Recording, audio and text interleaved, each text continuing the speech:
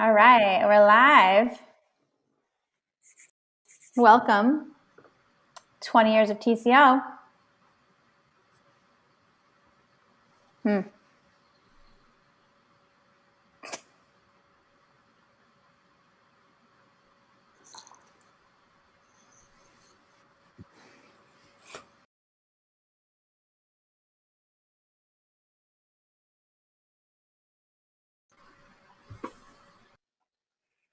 Oh.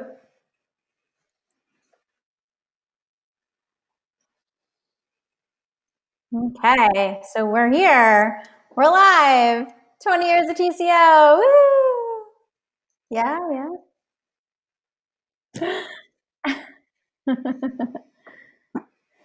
Sounds like the cops are after someone.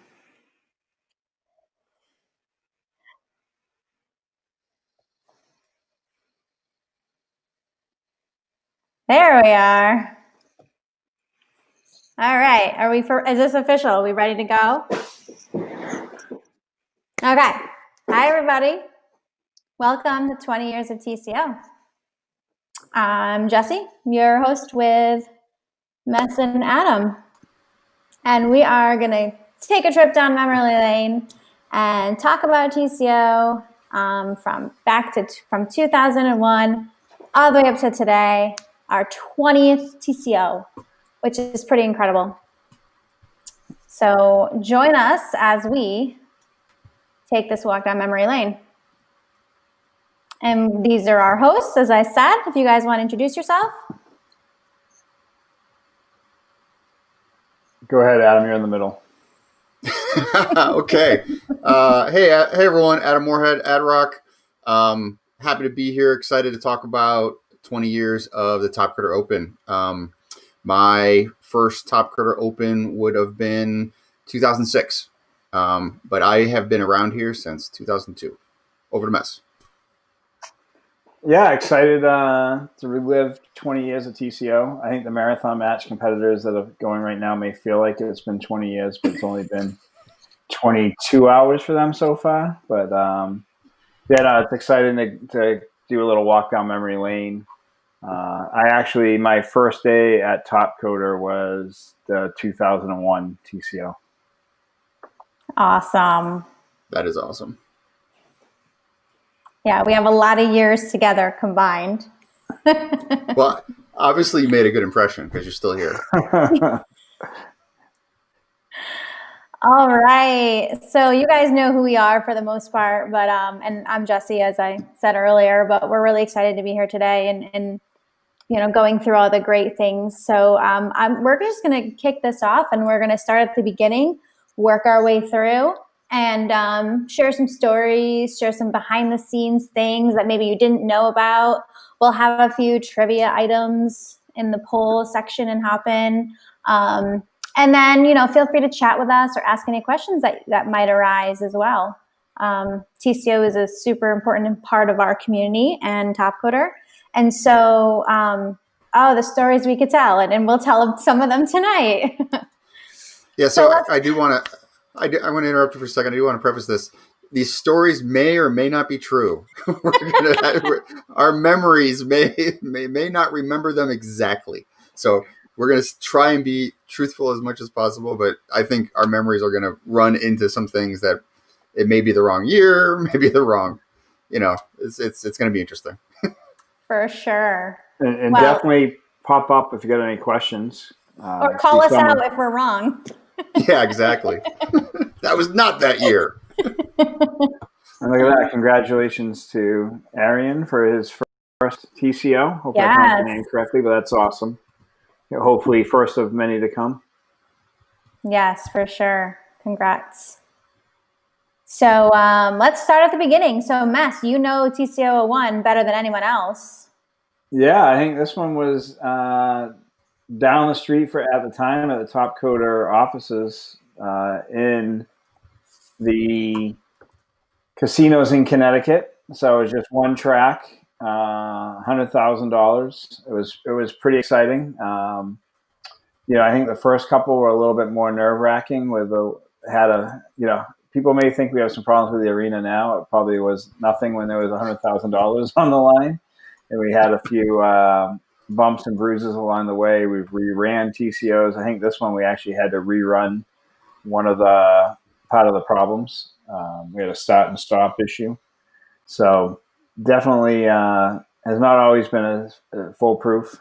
Keep trying to make it better, but this was definitely an exciting one. Yeah, that's awesome. $100,000 for first place. That's pretty amazing. Love it. I still get questions like people are asked like, I thought the prize used to be $100,000. That was a long time ago. Long time ago. All right. And so moving on to TCO02, not much information on this one. Mess, do you remember this TCO way back when? There's Snapdragon and is that DJ Arthur? Yeah, so I think that was DJ Arthur and then maybe Antimatter? No, that's not Antimatter. But yeah, this one was back in Connecticut. You know what was really interesting too was it used to be called the Top Coder, you can see Invitational, before we changed to the Top Coder Open. So the Top Coder Invitational. Oh yeah, that's definitely not Antimatter. Sorry, it was a little small on my screen there. The TCI was Top Coder Invitational, and it used to actually be, it was not open to everyone. So it was based on your rankings and how well you did throughout the year. And then we had geography-based brackets. So people were able to come in based on the area they were coming from. So you would be able to, we had like the best of Asia, the best North America. We actually had a world bracket that covered a bunch of different countries. So we based on geography, we allowed different people to come in. Very cool. I was just looking at some of the photos, and then we had these big round kiosks that I think Jesse lived with us for about 10 years in storage. Yeah, they did. Those were, so it was part of that set. So if you're looking at TCO03, this image here, right in the background was this big wall we had custom designed, and as part of that were these kiosks. So it was really old furniture. We even had a stage, like a nice wooden stage that was built. And then as we grew, we needed more, so we didn't use it anymore. But that wall right there stuck for a while, as did those big round kiosks. In fact, I remember that wall, that plasma screen TV, I think it was like $25,000 back in 2003. I believe it. Wow. It was like 44 inches, I think, or something like that. And we actually we had a whole actually special configuration video driver box just to send the right images to that. That was actually another issue, was the scoreboard used to have more problems than you can imagine because it was a custom Java applet trying to run on a custom video drivers to go to an old plasma screen. And that was maybe the least, we tended to make our scoreboards more and more painful as time went on, but hopefully we're in a good spot now. And heavy. That thing was heavy. It was very heavy. But this one was also interesting too, because I think this was the first time that we had design development as well, right? I'm sorry, development. We did software design, software development, and algorithms were the first with these 3 tracks. I was going to ask you because it looks like we had 3 champions. So yeah, so 3 different tracks. Yeah.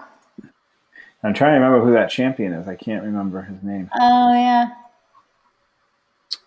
I remember Pops there though. Pops, he was a good guy back in the day.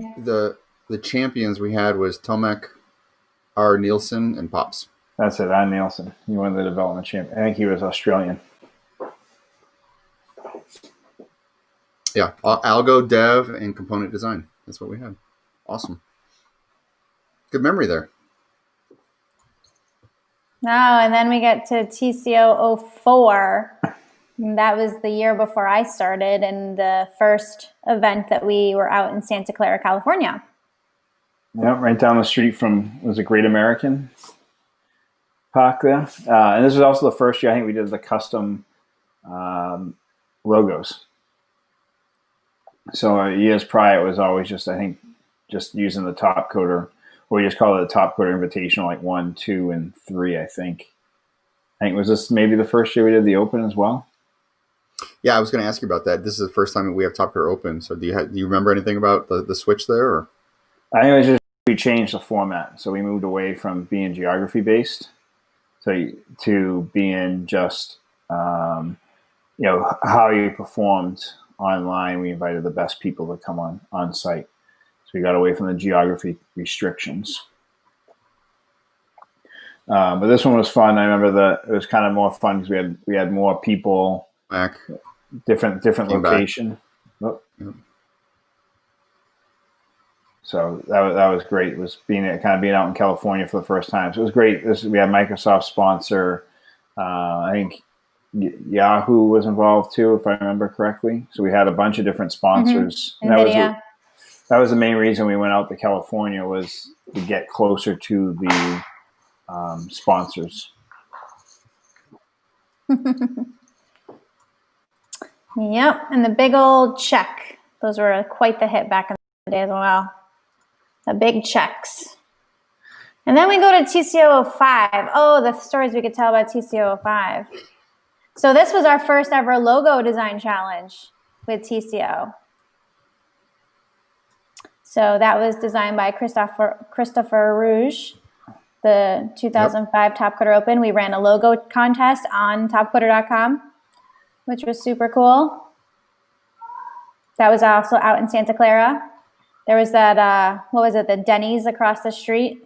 You had to walk across a highway to get to Denny's. That's where we would go after the event. Wasn't it IHOP? It was something like that. It was at Denny's or IHOP, yep. Yeah, I remember Ralph Romaniak did his karate flips down the walkways. Mm-hmm. I think that started with Deathridge when he won a couple of years before. He ran around with an Australian flag and he drifted over his kiosk before he started the competition. So that was a lot of fun. And you can see here too, if you look, this was, I think, the Russian crew on that picture with Ivan Matevsky and Alexei both became admins. Mm-hmm.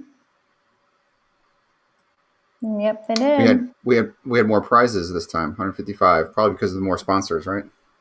Yeah. Yep. And then just one of the behind the scenes photos. So the TCO5, and I think a few years before too, Mess, correct me if I'm wrong, we had that big poker tournament. And so every year before the actual event started, the competitors would play a massive game of poker. And then the grand prize was Top Coder branded poker chips. And they were like the coolest thing ever. And I remember, I should grab mine. Mine are downstairs. I still have them. Oh, you still have them? That's nice. Well, it's funny because we had so many sets of poker chips because of the poker tournaments we used to run, and they were in our sets. And every time we'd move our gear, the poker chips were the heaviest thing. And we just started getting rid of them because they're so heavy. And every time we'd pick up a box, it would fall through the bottom and get chips everywhere. It's a disaster area. But those poker tournaments were pretty crazy back in the day. They'd last for hours. And I think, if I remember correctly, I think it was the first time Matthijs learned how to play poker. Then he became a pretty serious poker player in the poker rooms. But he learned to play at one of the TCOs. And then moving on to TCO6. So we're in Santa Clara a couple years in a row. And it's, like I said, there's a highway around you. There's nothing to do. And so one day I jokingly went into, the CEO's office and said, hey, we should do TCO in Vegas. He's like, yeah, let's do Vegas. And it was a great idea at the time, but then we could never leave Vegas. So this was our first TCO in Vegas, TCO6. And it was actually at the Aladdin Resort before it turned into the Hard Rock. And the funny thing about that was it was kind of my first big event for TCO, like the first time I did it from start to finish. And we had everything planned and ready to go. And then right in the middle of right before we go, they changed the room that we were in and they had this massive column in the room. And I'll never forget how stressed out we were trying to build our stages with this huge column in the middle of the room. I think I actually have a picture of it here. Yeah, so you can see in the background, there's a big column. And so we had to change all of our plans because TCO5 room changed. But it was very fun to bring everybody to Vegas. Also a little sketchy because, you know, a lot of folks come into the US for the first time ever and their representation of the United States is Vegas. You know what I mean? It's like the first thing they see is Vegas. Pretty crazy. But yeah, Jesse, that was a very fun event. How many years were we in Vegas? We were in Vegas 5 years in a row. 5 years? 5 years in a row. I was so done with Vegas, let me tell you. And if you look at that one, that was before I think the Paris wasn't there yet, the Encore wasn't there yet, the Venetian wasn't there. Like if you look at what's changed in Vegas, there was a lot that's no longer there. I still think we need to go back to Vegas and do it in the e-gaming studio. Maybe. That would be. Maybe. Yeah, Vegas was, it definitely wore on you. But, you know, you're in this huge casino. We didn't leave the casino. You know, we were pretty much there all the time and at the Aladdin or wherever we were. But, yeah, that was a pretty fun event. Get some good oxygen pumped in. Oh, and we also did GameWorks. And I'm not going to play the video on here. You can, if you just Google Top Quarter GameWorks, you'll see the video. But it's pretty cool. Someone put together a video. We did our closing reception at GameWorks and watching some of these awesome members playing DDR and Guitar Hero is really, really cool. Like, I think it's Snapdragon. Isn't he one of the members who's like world renowned for DDR or one of those video games? So yeah, Snapdragon and Antimatter are both ranked worldwide. Yeah, so they were both at that event. I think Deathridge might have been as well. I know he was like a world-class paintballer. Yeah. So it was really cool because we walked down to GameWorks from the hotel. And this wasn't the first year. This was the first year, but we did it a few times. We would go take everybody on an adventure. And it was always me leading 100 men down the Vegas Strip. Because I would be like, all right, everybody follow me. We're going to GameWorks. And it would be me and then 100 guys behind me following me down the strip. It's hilarious. Yeah, little old me and like all these people. But yeah, GameWorks, that was fun.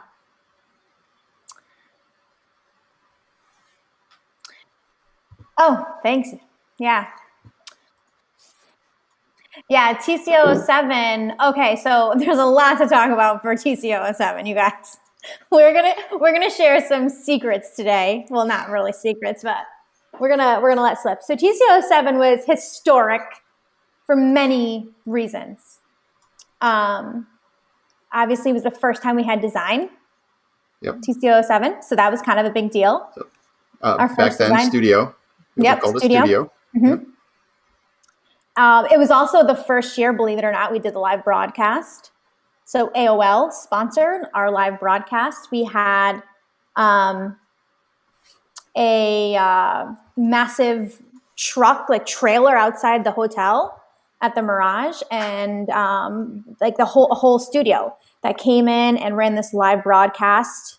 We had Jeremy Schaap, the famous announcer from ESPN. He was announcing the round with John Deathridge and one of our sponsors from UBS. And Ken Vogel. Ken Vogel, yep.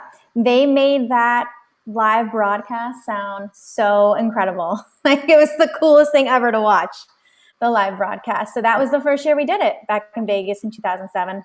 And if you thought this year with cameras and everything else was intrusive, we had lipstick cams on everyone. So we actually had I guess streaming wasn't as easy as it is now with, Nick just does it from his couch while he's having a bag of chips, I think, right now.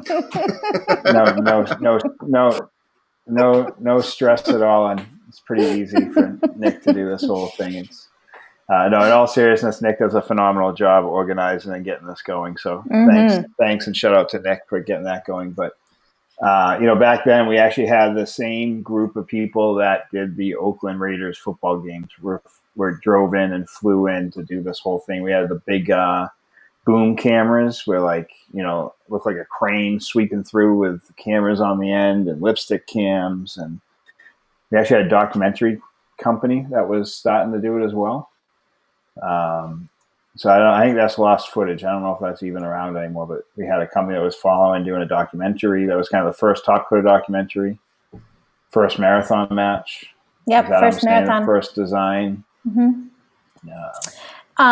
And so one of the other things that I wanted to share behind the scenes of this event, so you see that orange backpack, that was like the best backpack ever of TCO. I still use that today. It's the only laptop backpack I use. That orange AOL Timbuktu. And it's funny because throughout the years, all the members who got one of those always told me, oh, this was the best backpack. And some have even lost them over the years and be like, Jesse, can you get me another TCO7 backpack? And then one other thing to note on here, which is very fun. If you'll notice, the picture of Sergey holding his big check looks a little lopsided. You see how it's a little lopsided? Okay, here's the story. You guys aren't going to hear this often. We don't usually talk about the dark days of TCO07. But anyway, here we are minding our own business, running this huge show that is TCO, live broadcast, big trucks, fancy. And then I look around and what am I wondering I see? Playboy bunnies walking around the Top Coder arena. And I'm sitting here like, why are there Playboy bunnies in our Top Coder open arena? Okay, now these are legit Playboy bunny girls with the ears and the corset and the fishnet stockings. And so here, and I'm just thinking, okay, they're just here walking around, whatever. TCO's open. If the Playboys want to see it, let them come see it, whatever. So then I'm standing by the stage, holding the checks, got the trophies ready. They're counting down. 10 to go live. 9. Jesse, the bunnies are handing out the trophies. 8. 7. My mouth goes. And there's literally nothing I can do because they're counting down 4, 3, 2, 1. The Playboy bunny takes the trophy and goes on the stage. And I was like, oh my God, what just happened? And Jesse, you can just use my name as the bunny. I was in my lingerie going up on the stage. It was so uncomfortable. And it's funny because this is a serious competition. We take ourselves pretty, this is a legit thing, right? And I felt so embarrassed. I cannot believe we have Playboy bunnies on the stage. So they had the Playboy bunnies on the stage, and I will not say names of how this happened or how this came about, but they were on the stage handing out the checks in all of the photos. And so every single photo, we cropped the bunnies out. So when you see the photos of the champions and their checks from TCO07, the Playboy bunnies have been cropped out. And that's why you see the shot the way it is. And so now we all know. Now we all know. And honestly, the members that were there were a few of them were really offended. Some of them thought it was funny, but a lot of them are very confused. Not something that will ever happen again in the history of Top Coder as long as I'm here. So, but there's your little TCO07 story. Was that the one we actually we had NSA at as well? Probably. I mean they were at most of So we had NSA and AOL. Wasn't there one where we lost part of the original Enigma machine too? And I think it was that one where possibly there's 3 working Enigma machines left in the world, and we had one at the TCO, and then someone removed one of the pins, but it was actually an NSA person, because I guess it was loose or something. He took it back to his room or took it home, and the rest of the NSA people were like, someone broke the Enigma machine. We're missing the piece. We were shut things down and run around trying to find the the missing Enigma roller or whatnot. And I just remember like having a heart attack because it was like, yeah, we broke one of the 3 remaining Enigma machines. Something's missing, and ended up just being a mistake from the, a honest to goodness mistake. But it was like probably like I feel like it lasted more than a day. Like the guy had left and went home, and he maybe had it in his pocket and flew home or something. It was a big deal at the time, but I'm pretty sure it was this TCO as well. And then TCO08 happened, and we were back in Vegas. Good old Mirage. We were at the Mirage a few years in a row. Hey, Jesse, I have a question for you. You told me a story a while back, and maybe you can share, maybe you can't share, but you told me a story about, so normally when we do these events, you plan these events, typically the venues are calling you like all the time, like let's get scheduled, let's get on the books, let's get this thing going. And we were in Vegas here for a couple of years at this point, but I remember you telling me about how they normally weren't aggressive with you. Like, oh my gosh, yeah. It was so hard to actually get them to book. So can you tell us a little more about that? Thank you for teeing that up. That's perfect, because I was going to talk about that a little bit. When we showed up one year, the general manager of the hotel came over to me and was like, "Oh, you guys are here again." Like, what's the problem? He's like, every time you guys are here, we have to beef up security because of all your coders, and like they didn't even want us in the casino because they were like worried about the counting of the cards. And here I am like, we're giving you so much money, and Adirak's going to be at the blackjack table all night long. You guys are good.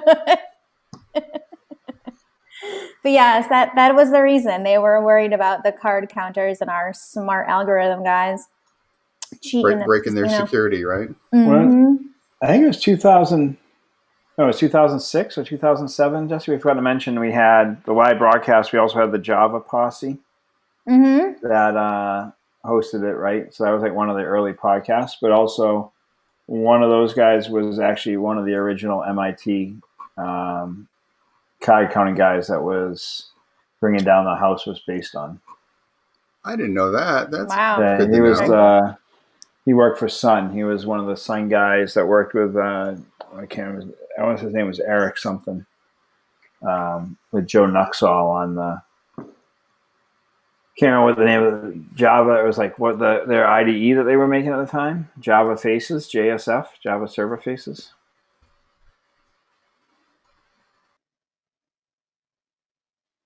Yeah. We're hearing difficulties. They said the stream is interrupted. All good? So Okay. TCO08 was pretty fun, again, in Vegas. Here's a great shot of Luis and Otan, and I think is that Abdevera on the couch there.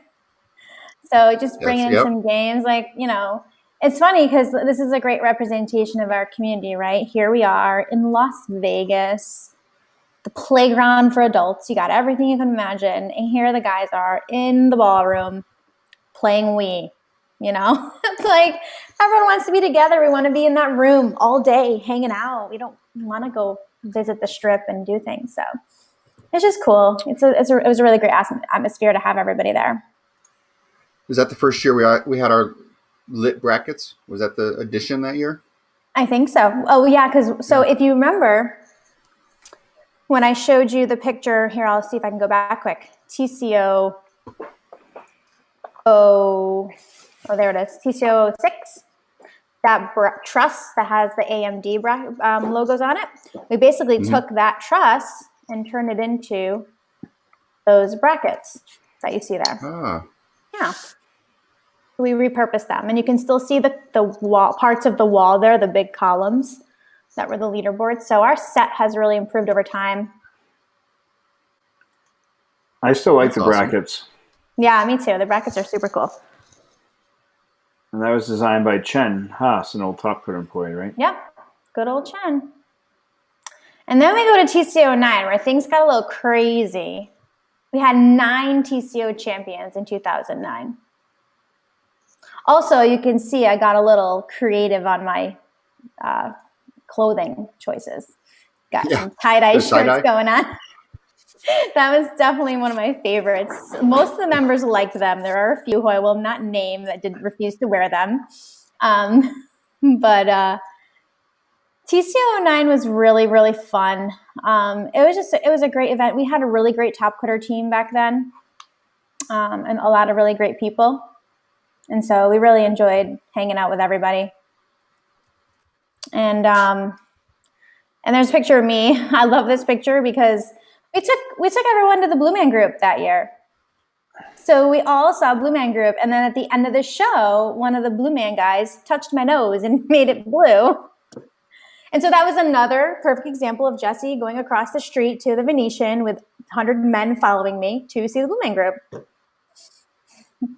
So that was really fun. We got to do that. Was that your favorite thing you've gone and seen in Vegas, Jesse? No, actually. It's funny because when you're doing events in Vegas, you get to see everything for free because they want you to buy tickets. I got to see Les Rev. I got to see like 3 Cirque shows. I got to see Blue Man Group a couple times. Wax Museum, you name it. I got to do it in Vegas because I was testing it out. Granted, I'd never have been to Vegas outside of TCO. So there you go. So the 9 things we had algorithm, we had marathon, we had development, we had mod dash, we had component design, we had studio, we had assembly, architecture, and specification. Yep. We went a little crazy. Yep. And 9 champions. And then we settled down and decided to just pick a few for TCO10. I was not at this. I was no longer with Top Cutter at this point. Uh-oh. So missed TCO10. We call these the dark days. The dark days. In 10? It was in 10? I thought it would have been like, I thought it was like 11 or 12. No, I left after 2009. Really? I didn't, Yep. So I missed 10, 11, and I was back for 12, I think. Either 12 or 13, whichever one was in DC. I think 13 was DC. So I missed 10, 11, 12. Oh. Yeah, that's right. Yeah, so TCO10, we were in Vegas. Surprise, surprise. In Vegas. Mm-hmm. At the Mirage. We stuck with the Mirage. They were good people to work with, and we loved the place, so we stayed there. Right there you see Margarita. She was our first ever TCO champion. And TCO10 was my first event as a mom. I brought my daughter, who is 9 months old, to TCO10. So, it's always great to bring a baby to Vegas. We had our first female champion. Yep. Margarita was the champion. Yep. It was a great event. We had really, really cool graphics. I'll never forget a lot of the awesome graphics that we had designed for this. It was a really cool event. And there's a picture of Lars trying to eat a cookie with his face because we did minute to win it challenges at TCO10. I believe it was Luis, maybe Maestro, who did that for us. Yeah, we had a bunch of really fun games that were played. Really, really fun TCO. So TCO10, that's when I put my foot down. I was like, you guys, we're leaving Vegas. Okay. I was so done with Vegas. And so we went to Fort Lauderdale, which was a beautiful event. Now, I'll tell you a funny story about this. Most people probably don't even know this. So I was excited because I got to look at a few different venues because I was used to going to the Mirage every year. And so I flew down to Fort Lauderdale and I was viewing 2 hotels down there. And the first one was really nice. It was across the street from the beach. It was really nice hotel.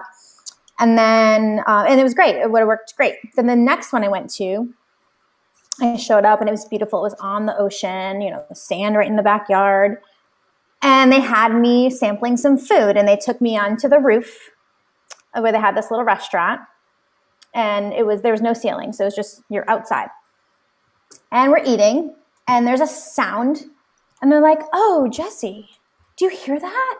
And I was like, yeah, what is that? And they said, look up. And so I'm looking up on the rooftop of this gorgeous resort, and there's an airplane that says, the Westin Diplomat welcomes Topcoder, flying around the sky, pulling an actual flag with our logo on it around the hotel. I'm like, sold. So that was really, really awesome. It was probably the coolest experience when I was looking at venues, because how many times do you get an airplane flying around in your honor? So that was really cool. But the Westin Diplomat was beautiful, and it was a great event. It was so nice to have it down on the beach. I remember some of the members playing soccer out on the outside. Remember that? They were playing out on the beach and getting some fresh air. And the other funny part of this is, and I tried to grab a good picture. It's really hard to show, but so the Westin Diplomat, when you walked in, it was this most beautiful view ever. You know, you look right out into the ocean. And I was so excited, like, oh, I can't wait to bring the members here. They're going to love it. They're going to walk in the lobby and they're going to see the ocean, and it's going to be peaceful and amazing, and they're going to have so much fun. And then as soon as we get there, the entire lobby is under construction, and the only thing you see is a picture of what the ocean looks like behind the construction. I was so mad. I'm like, are you kidding me? We got here, remember that now. and all we see is the picture. So you don't get that beautiful view. You got the picture. And we were there for the whole time. It was nuts. I think I remember, wasn't it got chilly too, right? Because I remember being on the beach and it being kind of cold. Maybe. I don't think I ever made it to the beach, Adam. I never made it to the beach. Well, I don't think I had my swimsuit on. I think I just made it out there to check it out and going, oh, it's kind of chilly out here. I remember they reserved a cabana in my name. I don't think I went there one time because, we're busy, TCO. You got to share these things. It was a beautiful resort. Well, and I remember your family was there. Your family was at TCO11, as was mine. And they were hanging out in the cabanas all day, enjoying them. And I never made it out there, but it is what it is. And the other cool thing about TCO11, it was interesting. It was right before, was it Yom Kippur or Rosh Hashanah? And the day we were leaving, they were having this massive convention for one of those holidays, and everyone was wearing white. Do you remember that, you guys? And you're walking around the hotel as we're all packing up to leave, and everywhere you look, every single person you see is just all in white. It was the weirdest thing ever. White dressed people everywhere. You guys don't remember that. You probably had already left. I might have left at that point. The weirdest stuff I remember. It's you can't forget it. I think white is Yom Kippur, but yeah, maybe. But TCO11 was cool. We had Dean Kamen come. That was our first Innovation Summit. So we started Innovation Summit in 2011 because we wanted to have another really great way to get our customers encouraged to come to TCO to meet our members and see them participating in the finals, competing live. And so we started Innovation Summit that year, and we got Dean Kamen to come and speak, and that was kind of a big deal. We had some local kids come in and listen to him. So that was really interesting, TCO11. And then we moved on to TCO12 with our beautiful orange shirts. That's when we started year-round qualification period for TCO. TCO12. We noticed that throughout the year, the participation would spike, and then it would slow down. Everyone would take a break after TCO time was done. They needed a break. And so we decided just to make it year-round so that you could participate in one stage and then take a break, but then other people would have a chance to still participate and win a trip. So that was the first year we did the year-round qualification period for TCO. And this was at the Caribe Royale in Orlando. Which was literally a mile from Disney. Yep. That was I brought fun. my family. Yeah, I brought my family this one too because we went to Disney. Yep. We did a TCC at Disney, right? Yeah, the Contemporary Resort the year before. That was awesome. I would say that was my favorite. I'm sitting here trying to remember. I guess I must have been a collegiate challenge. Yeah, that was Yeah, it. that was TCC. TCC. I just And that remember. was, it was so awesome about that is because we stayed in that resort and it was Yeah, so we did. cool. The resort, the monorail went through. That was Yeah, it was in super a cool. temporary resort, and I just remember Sean Campion's kid would ride the monorail nonstop. And then we also had our end of the banquet. We had it in Epcot Center. They gave us a reserved spot. We watched the fireworks and had all the cool food and The could run around. illumination show. Yeah, run around Epcot. I thought that was actually the coolest one. So maybe do that next year, Jesse. Okay, sure. Give me the money. Show me the money. Yeah, I love Disney events just because it definitely gives members the opportunity to bring families, and it's always nice to have the families when you're at TCO. That hotel that we picked though was really funny because it was really different for them, to have. Well, pretty much every hotel we go to or anywhere we go to host TCO, I always hear the funniest things from the hotel staff, like, I've been in hotels for 50 years and I have never seen anything like this. I get that all the time. But the Cree was funny because it was, that was Jared's first year hosting as MC. And we blew out the speakers, the entire ballroom. So here we are, we've got like the reception and there's Daniela, and we're doing the parade and everyone's running through, we're blasting the music, and then you hear pop, and then you hear another pop, and all the speakers, we blew them all out. I'm pretty sure they went on the bill. We paid for that, but that was fun. So I put that photo in there. Tong is winning. He has his arms up, but you see Yoki with his hands on his head. And what had happened was because we had multiple rounds in the design, and Yoki had been behind.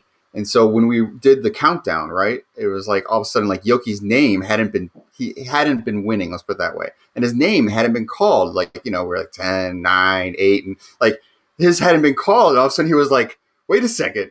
This is like because he didn't think he would get that high, right? Because he had pretty much gone based on the last round. He had really jumped everyone. And then he ended up taking second, and Tong ended up taking first. But I remember like that moment standing there. I think I literally was standing where that picture was taken, and I see Yoki's like, oh, like I just missed it, right? So whenever I see Yoki, I like to talk about this photo with him, this moment, because it sticks in my head. Yeah. Mm-hmm. That was a lot of fun. It's a really great group of people that come every year. It's really nice. Oh, fun times, TCO. Okay, we gotta get moving here. We're going too slow. Too much great content. Okay, TCO13. Wow. Okay, this was one of my favorite TCOs, you guys. This was right after the Aperio acquisition, which, for the record, was like totally chaotic because here we are, like 90% of the way ready to go with TCO, and then throw on an acquisition, and then like, hey, let's do 15 more things at TCO. So it was definitely chaotic. Well, then I guess Mess is back at this point, right? Yeah. So I think we got acquired, and like literally like within a month was TCO 13. So like we had to there was a bunch of scrambling and chaos, and as Jesse said, was like plan the normal plan, and then like, hey, let's throw a bunch more stuff at it, right? Because of the acquisition, right? It was like. And then for the design piece, we decided like, okay, well let's run the challenge to come up with a new logo, because we have Aperio Cloud and we have Top Coder, and can we merge these brands as part of TCO? And so that was pretty chaotic. Nuts. But yeah. Yeah, we were right down the street from the White House. Mess, how did it feel to be back at the TCO? It was good. Nick was a client, I think. Right, he was a client of on the Aperio side, and then moved over. So that was your first TCO and you were a non-employee, right? Mm-hmm. Yeah, it was overall a really great event. We had a really, really good time, and we had the Girls in STEM poster design challenge, which was awesome. We had a whole gallery of posters. Really fun. And Supercharger there in the middle. I think it was prior to this, he had come over and we had done an event at PayPal X. So he flew over for like a weekend from India, and then we ended up having the TCO. So he flew back for TCO, but he's doing well right now. I think he's living in San Francisco. So So this is so the hotel we were in was really old fashioned, and we added some lighting and some really cool stuff to make it look like a really hip event. So I think we really pulled it off. That's what I really liked about TCO13 is we were able to really make it a cool looking event. What stood out to me was the lighting was amazing. Mm-hmm. Like it was just fun being in there. The vibe we had, the music we had, and then like we even had that poster contest out in the hallway. Mm-hmm. So like everywhere you went, there was something kind of unique and engaging in the entire event. Yeah, definitely a good one. And then even the stage. I think at the time we weren't too sure what we thought about it, but I remember the stage was long, and we had 2 tiers up against the wall, right, as opposed to facing, or it was like we basically had these. The first time we really kind of had these tiers. Yep. A stadium style, I guess you would call it. Yep. I remember plotting that out. Jared was the MC, yep. And we had Animus Studios coming in and doing awesome videoing and live broadcast. John Deathridge was the host of that one. Yeah, it was an awesome event. And then, what was that? Oh, I was thinking of something else. Sorry, there's too many TCOs. They're all blending together. TCO14. Okay, so we went a little big. TCO14. A little big. So we kind of like took TCO and then like blew it up times 1,000. It was fun. I wasn't at this TCO, you guys. You were here. This one I missed. I was very, very pregnant and was not advised to fly. I was on we were talking to you all the time. The walking robot. I was a robot. Yeah. That's fun. Yeah, so the crazy thing about this was it was in a warehouse, okay, in the warehouse in San Francisco, down in the Bay, and we had to bring everything in. Mm-hmm. There was nothing there.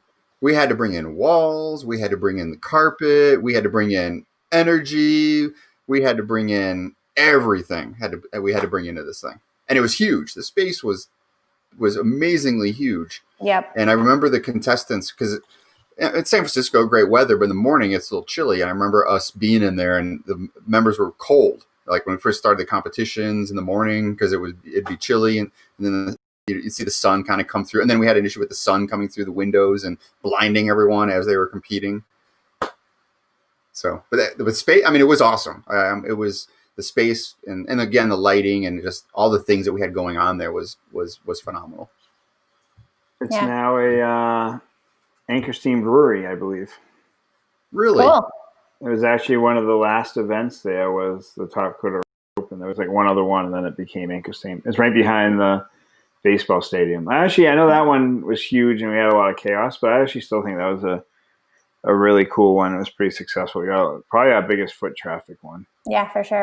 Well, we had so many amazing sponsors, and then they had booths where they had a lot of stuff like the 3D printing and all the different things that were going on there. And then we had, all the talks, right? So we had essentially the stage and the risers for scheduled talks, and it was very well put together, very well scheduled. So. Yep. Moving right along, TCO15. This was our first year of regional events. So that was kind of a cool thing. It'd always been a dream of mine to kind of regionalize TCO. And TCO15 was the best year to do it. We were kind of in a rebuilding year. We wanted to kind of revitalize TCO and what it was, And so we we made a lot of changes that year. And one of them was to incorporate the regional events. So we had the design finals in Indonesia, and then we did the other finals in Indianapolis. So it was a smaller scale event, but I think we pulled it off really well with the changes we had made. And I think adding those regional events was really, really cool because it got to bring our staff out to other locations and give members a chance to be a part of TCO that wouldn't have had a chance otherwise. So this.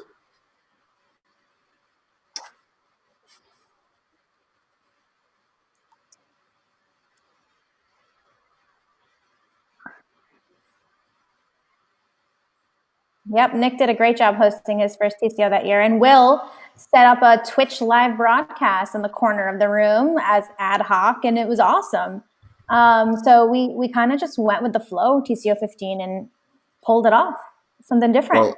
Well, yeah, we did the Yogyakarta trip, and we had all the UI designers and UI prototypers, which was everyone was able to make it because they didn't have visa issues, right? So everyone was able to travel, and plus it was closer. Mm-hmm. And then we actually, in the UI prototype, we actually had an 18-hour challenge. So the UI prototypers went on for 18 hours, and that's where Nick was trying to keep me awake. So as we had to had to monitor that. The last second, Nick and I decided to have an after party, so we go and do karaoke, and it was like, who can stay awake? Who can stay awake? Because all the UI prototypers were falling asleep on the couches. But, yeah, Toto TPC has an amazing voice. So if you're out there, just he has an amazing voice. I wanted to show this photo because Lunar Kid here, Deddy, we'd worked together for, at this point, he's one of the first co-pilots where we worked together for 5-6 years, and this is the first time I actually got to meet him. So this was Deddy's first TCO. So I wanted to put that out there.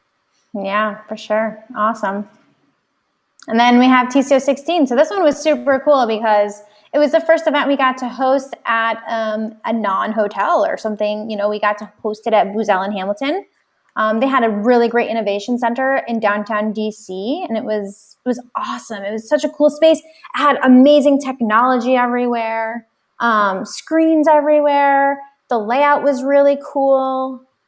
That was the first TCO I walked out on because you guys made me so angry. You remember that? That was Nick's fault. It was all about football, you guys. Remember that? Yeah. The Patriots are playing right. The Patriots are playing right now, and I'm missing the game for this, Jesse. So, you guys know better than to mess with TCO and football together. And this was Harshit's first TCO as well. Yep, Harshit's first TCO.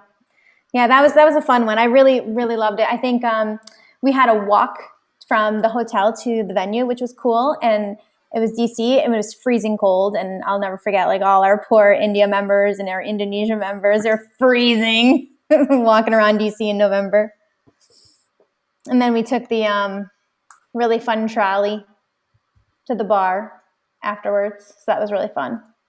You guys remember the trolley? Not at all. I remember being one of the last ones at the bar with everyone. And I remember the next day, I somehow missed my flight. Awesome. Hey, who schedules an 8 a.m. flight after TCO? I mean, that was just not a good call in the first place. So. Not smart. And then with the last few minutes we have, we can talk about TCO17 in Buffalo. You guys, for Buffalo, they made Niagara Falls top quarter colors. Okay. I went to Niagara Falls, announced TCO being in Buffalo, and they changed the colors of the falls for me. How cool was that? It's best ever. Very cool. Yeah. Best ever. We had a great group of people at BNMC in Buffalo to work with. We had the lieutenant governor show up. We had the mayor of Buffalo show up. We had a buffalo wing contest. That was awesome. We got to try lots of wings. We had a trophy. It was awesome. It was such a fun TCO. And then Messi will appreciate this one. Oh, so we did a road trip, me and Harshit and Luis and Daniela. We drove from Connecticut to Buffalo.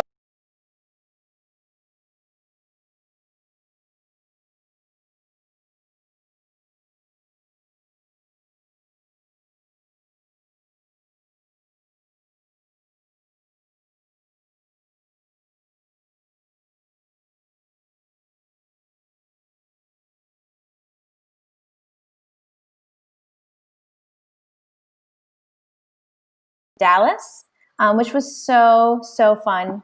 Everyone thought I was crazy to bring us a TCO to the ranch where we had a live longhorn.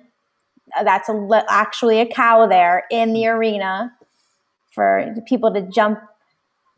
Uh-oh.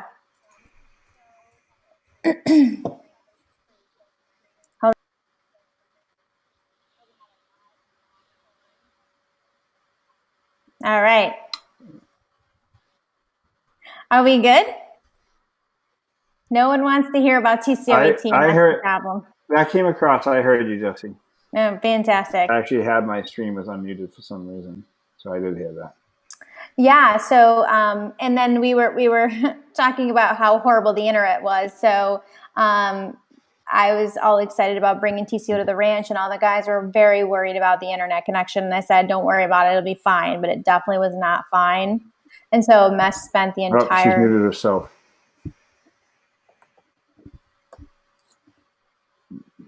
I'm good.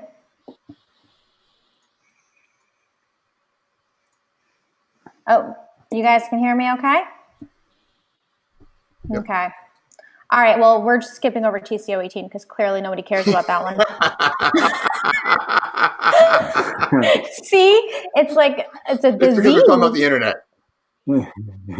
TCO18 was an internet issue. TCO19. That's also, well, 18 was just when we went to HDMI cables. Just had to throw that out there. 19. TCO19 was in Houston last year. You guys were there. It was actually an awesome event. We had our first ever dual champion of tourist. We never had someone win TCO 2 tracks before, so that was really cool. So tourist will go down in history books for that, plus everything else he does. But we had some great sponsors. We had an awesome innovation summit. So we had a really fun time at TCO 19.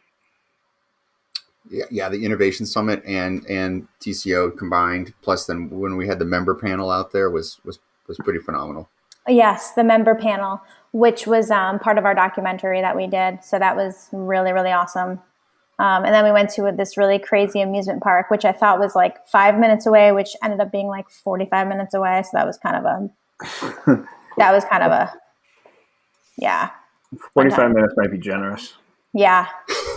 Like, okay, I was so busy and I reached out to all these different places for the closing reception. And this is the only one that got back to me. And I was like, cool, roller skating, guys. We're going to go roller skating. And I was so excited. I was so excited about roller skating with everybody that I wasn't really paying attention to how far this place was.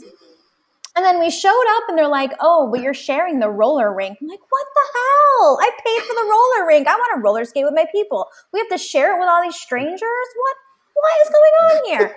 I was so mad about the roller rink because I really just wanted to like watch Harshit roller skate, which by the way was the best thing ever. Harshit's just standing there like, I'm roller skating, but he really wasn't. It was amazing. My kids are doing laps around him and he's like, he was wiping out left and right. It was so fun. But anyway, TCO19. And this is TCO20. Yay. We'll have to talk about this one next year. There'll be lots of stories for TCO20, let me tell you. And then, of course, before we end our stream here, we have to thank all our sponsors. We've had some really great logos over the years that were supporting TCO. So grateful to have them because without their support, we couldn't do all the amazing things that we're doing. Yeah. Sorry, I'm reading the chat right now. Bad idea. Plus, I mean, there's probably a whole lot of crazy stories we could talk about just with the sponsors too, right? So yes, absolutely. Whole lot of history there. Let's just say that every time I send out an email, I get 400 to Blizzard Darren and Lily Ted and because I used to set up all the sponsor accounts. So I have like hundreds of sponsor accounts under my email address. But anyway, sponsors, good times. And then, of course, we have TCO. TCO21 is going on right now. It's our 21st TCO, which is pretty awesome. But anyway, that's all the slides I have for you today. Thank you, Mess and Adam, for joining me and talking about the history of TCO. There's so many more stories I wanted to share, but I ran out of time. I'm so disappointed. This could be like a 5-hour talk. We could go on for ages. I have so many more stories, some really good ones and some really inappropriate ones. So we'll keep those ones for later. But thank you so much for joining me, letting me have this fun walk down memory lane. I appreciate it. It was a really good time. I hope you guys enjoyed it too. Yeah, it was great. Thanks for having us. And hey, just wanted to shout out to Adam, Jesse, Nick, Hashit, Aaron, the whole crew. Great job with virtual TCO20. It's definitely another one for the books. But you guys are making it awesome. So thank you for everything. We'll have a webinar next year about how we ran TCO20 without pulling our hairs out in TCO20 and in 2020. Yeah, we'll do. Fun. Thanks, Mess. All right, marathon folks are coming up next, and they're going to talk about more intelligent things than we did. So I hope you guys stick around and listen to that too. Thanks, guys. Bye.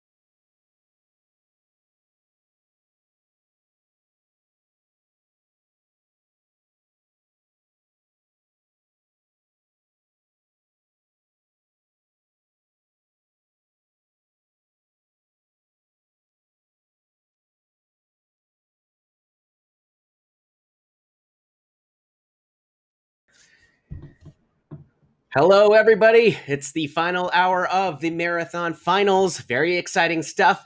We are running a little bit behind, so we're going to get right into it. Is Tourist going to three-peat? Is Saiho going to reclaim his throne? Or are we going to crown a new champion?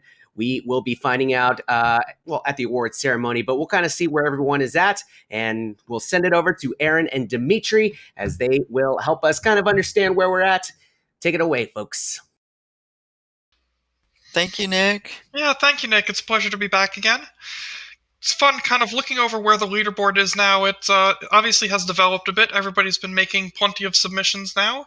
It's no longer just the first 2 or 3 people involved, but now everybody is kind of submitting pretty feverishly, it looks like. Not surprisingly, currently Tourist does appear to be at the top. Saiho is in third, which is maybe slightly more surprising. Nika in second.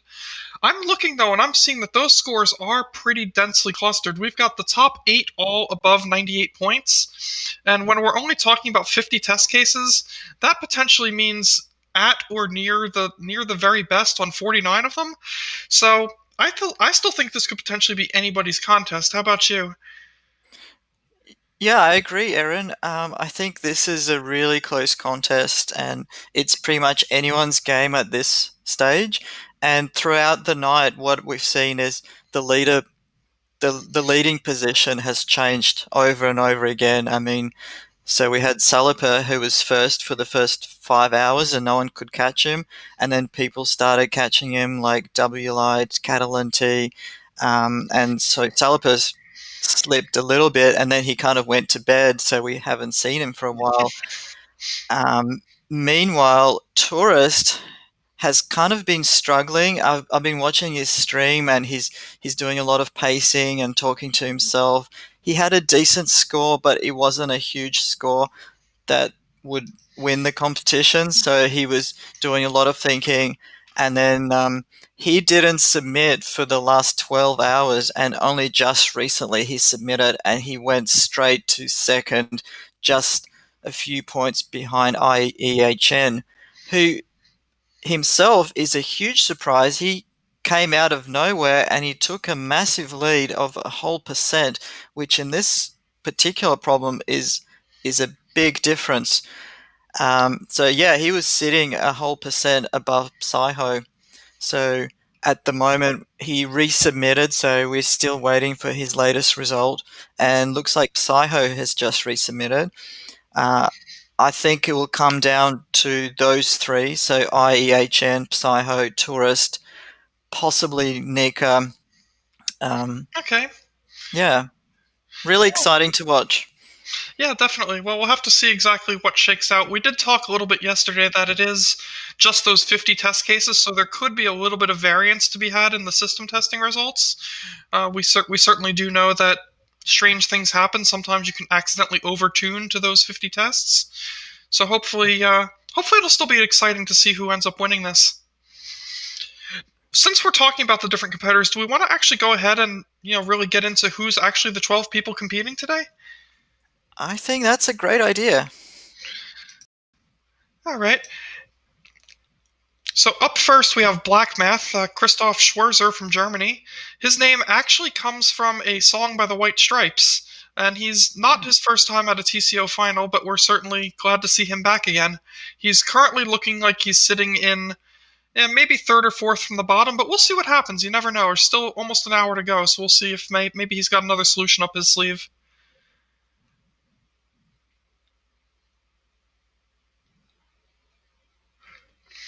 We've got Catalan TCO from Romania. He's a 3-time finalist. Apparently he also does some competitive sports, just like he does with the programming. He does kite surfing and snowboarding, among other things. He's sort of made his way back to the marathon matches this year. So certainly good to see him here as well.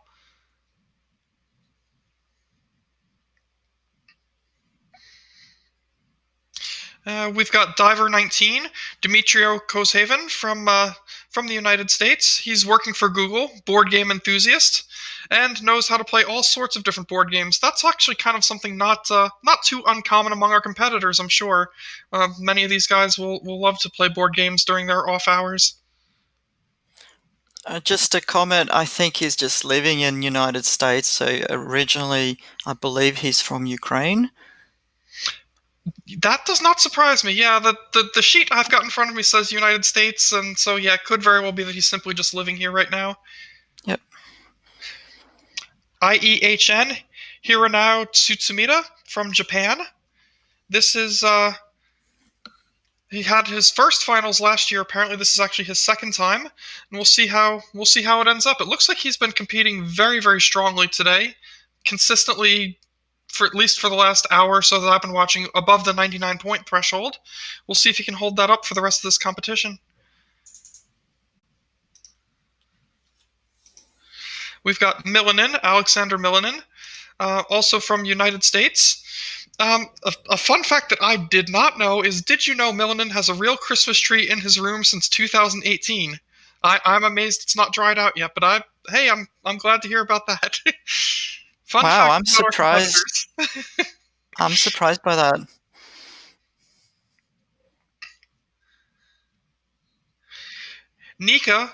Nicholas, I'm going to mess up the last name if I even try to say it. He's from Georgia. Dimitri, if you want to give a shot at pronouncing his name, you're welcome to do so. I can try. Jim Shilishvili. Brilliant. Well done. Okay, I apologize that I could not do that myself. 8-time TCO finalist, and he's been in great form, won 2 back-to-back matches, second place in last year's finals. I think we should expect to see some good things from him, and in fact, he is over that 99-point threshold right now, so he'll probably finish out pretty close to the top. Oh, here's a name that I'm sure nobody will recognize, Saiho Przemysław Debiak, from Poland. He took a few years off. Apparently, at one point, he wanted to try his luck getting into acting and directing school, and he thought he would see if he could make money doing component design. Meanwhile, while he was in school, I guess he found out that doing some things other than just acting was going to work out better for him. Certainly has. We're happy to see him back and certainly wish him well. And I believe he's working for OpenAI at the moment and doing some really cool stuff over there. But it's definitely good to see him back. We've got Sully Per, Benjamin Boutin from France.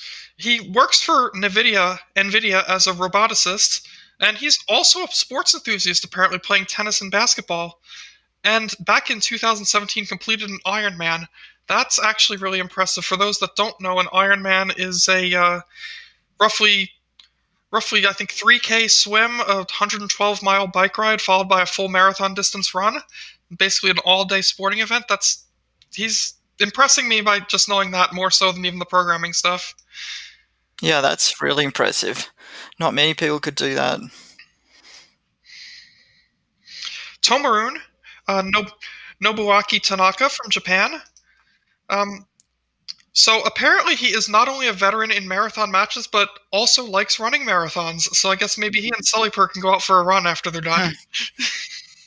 They can have another competition after this. Competition is what drives performance, right?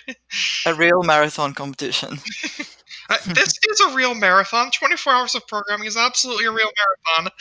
Absolutely. Everybody knows tourist Gennady Karatkovich from Belarus. He's been to 27 different countries, Google Code Jam champion for 6 years in a row, and stands still as the only finalist at TCO to ever win both the algorithm and the marathon in the same year. And leaving the question of, will he do it again this year? I guess we'll have to see. Yeah, we can actually see him now working, doing his last, half an hour or so of progress. He looks very much similar to how we saw him last night, kind of sitting at his desk, kind of doing his things. He was laying down earlier for a while. I missed that part.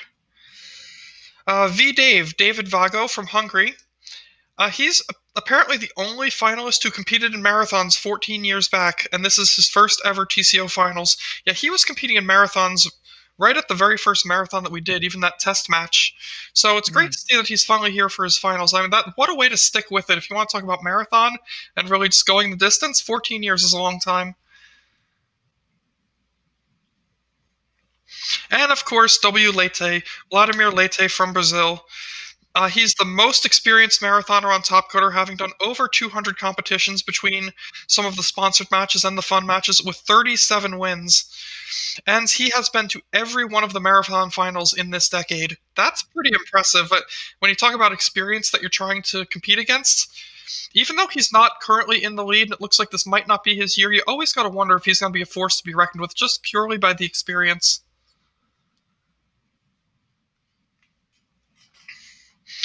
So I'm not sure what else you might know about any of the competitors or whatnot, but certainly we've got a nice diverse bunch representing good portion of the world here.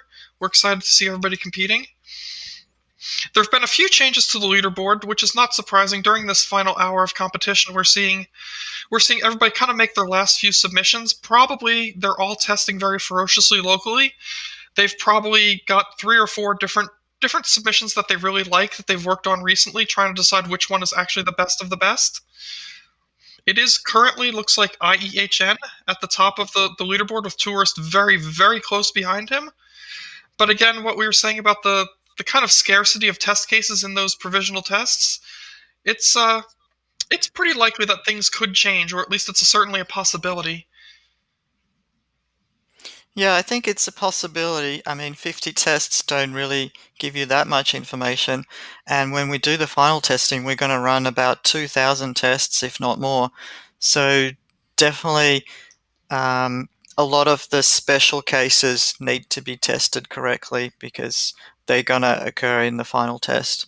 So I expect a lot of these guys will be doing some heavy testing right now and trying all the parameters and sort of finding the best solution. That makes sense. It's certainly what I would be doing right now if I were competing. Yeah, you kind of past the point where you're really going to have any major breakthroughs. You're not going to completely scrap what you've got to try something different this late in the game. That's just a matter of the last minute fine-tuning. Yeah, exactly. So you might not get a big breakthrough, but there's still a lot of points to be gained just by doing that fine-tuning. And I think that part of the competition is actually really important because, yeah, you can still do a lot just by changing a single number or a minus to a plus. Yep, exactly. You might even find some bugs in there. Yeah, sure. Yeah, I mean, I'm looking at the leaderboard now, and I'm looking at these scores, and remembering what we described about what those leaderboard scores actually mean, relatively speaking, even at the bottom of the leaderboard with 93 points, that still means he's pretty close to what the best competitor has on most of the test cases anyway. That means that all 12 of these guys are really, really fighting for just that last little bit. A point or two here or there on 1 or 2 test cases could be enough to make the difference. Yeah, in fact, if we get a chance to look at their solutions, we'll see that they already look almost perfect, and it's hard to even imagine what else you can do to make them better. I think we do have some of those available for viewing. Okay. So this is one from Sulipair, and it looks like it's a case where the rectangles are more important. He's got a lot more rectangles here, and you can see the rectangle packing is quite good. There are some gaps in there, and there's no circles can fit into those gaps, but possibly if he shifts those rectangles around, he could add some more circles in there. And it's interesting how he's partitioned the two shapes into 2 sides of the base. So he's not mixing them around. And I've seen some other solutions that do make a mix. Yeah, I know. I, for one, wasn't necessarily expecting to see that kind of an arrangement. I was thinking we'd see a lot more of the rectangles kind of near the middle of the circle and the circles kind of around the edge where it's curved anyway. So that's both interesting and surprising to me, but it seems like it's working well enough for him for now. We'll see if it's I think these are some of his really early submissions. So this is probably the first 5 hours of the competition. This particular submission would probably not score so high at the moment. It'll be, I'm guessing, around 97. Yeah, if you're looking at the image, the different colors kind of tell you something. All those areas that look kind of like that yellowish orange color, are areas that potentially would be better used if they were filled with something that would score points. Yep.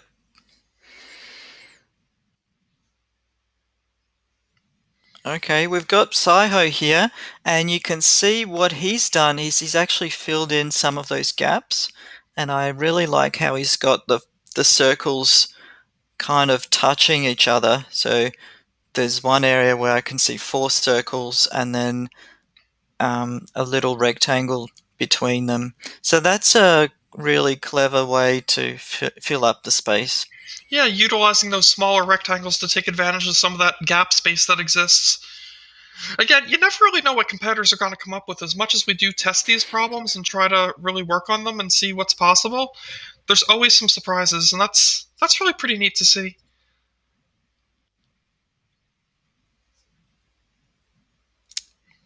Okay, we've got another solution by Saliper. This one has a very nice mix between the two shapes, and he does fill in those gaps between the circles as well, so it's quite a nice solution, this one. Yeah, you can see this one was definitely, looks like it's a little bit more refined than some of his earlier ones, perhaps. I should say for any viewers at home, the solutions and the imagery that we're seeing on the screen right now is not stuff that is being taken live from them right this second. We don't want to spoil the competition. These are things that happened earlier in the competition, but at this point, most competitors have probably got something like this or even further along, perhaps. So have a look at this one. There's almost no gaps here, so it's kind of hard to imagine how you could possibly improve it. This one's from W. Lighting. Judging by W. Lightay's scores, I'm guessing he also was having trouble figuring out how to improve it.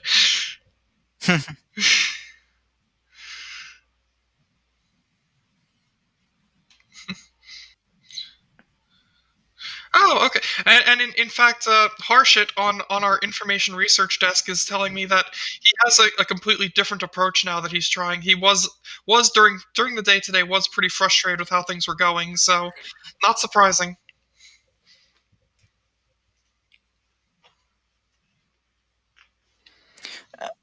Solution by Diver. So he's kind of mixing the shapes around a bit, so they're not just one big area. They're spread around more evenly. And I like how he's packing the circles, so he's kind of putting circles in hexagons. I believe that will minimize the gaps as well. This seems like an opportunity to pull out the word tessellation, right? Just to use some fancy math words for people. Everything is better with fancy maths words. Absolutely. And I'm just looking at the leaderboard right now, and Tomrun has jumped. Ooh. And he's almost caught up to Tourist, who's almost caught up to IEHN, so this is going to be really close. So between IEHN, Tourist, Tomarun, and Saiho, we have 4 competitors that are above 99 points. The first 3 of them are above 99.5, suggesting it looks like we've got 1/10 of a point separating first from third right now. So really, that could be any of those 3 could win this. Yeah, that's really close. And the fact that the first score is 99.6 indicates that there's still a bit of room for improvement. So potentially you could still get 0.4 extra points. But we are reaching the limits of this problem. I think they've really used every idea possible right now. That certainly seems to be the case, yeah.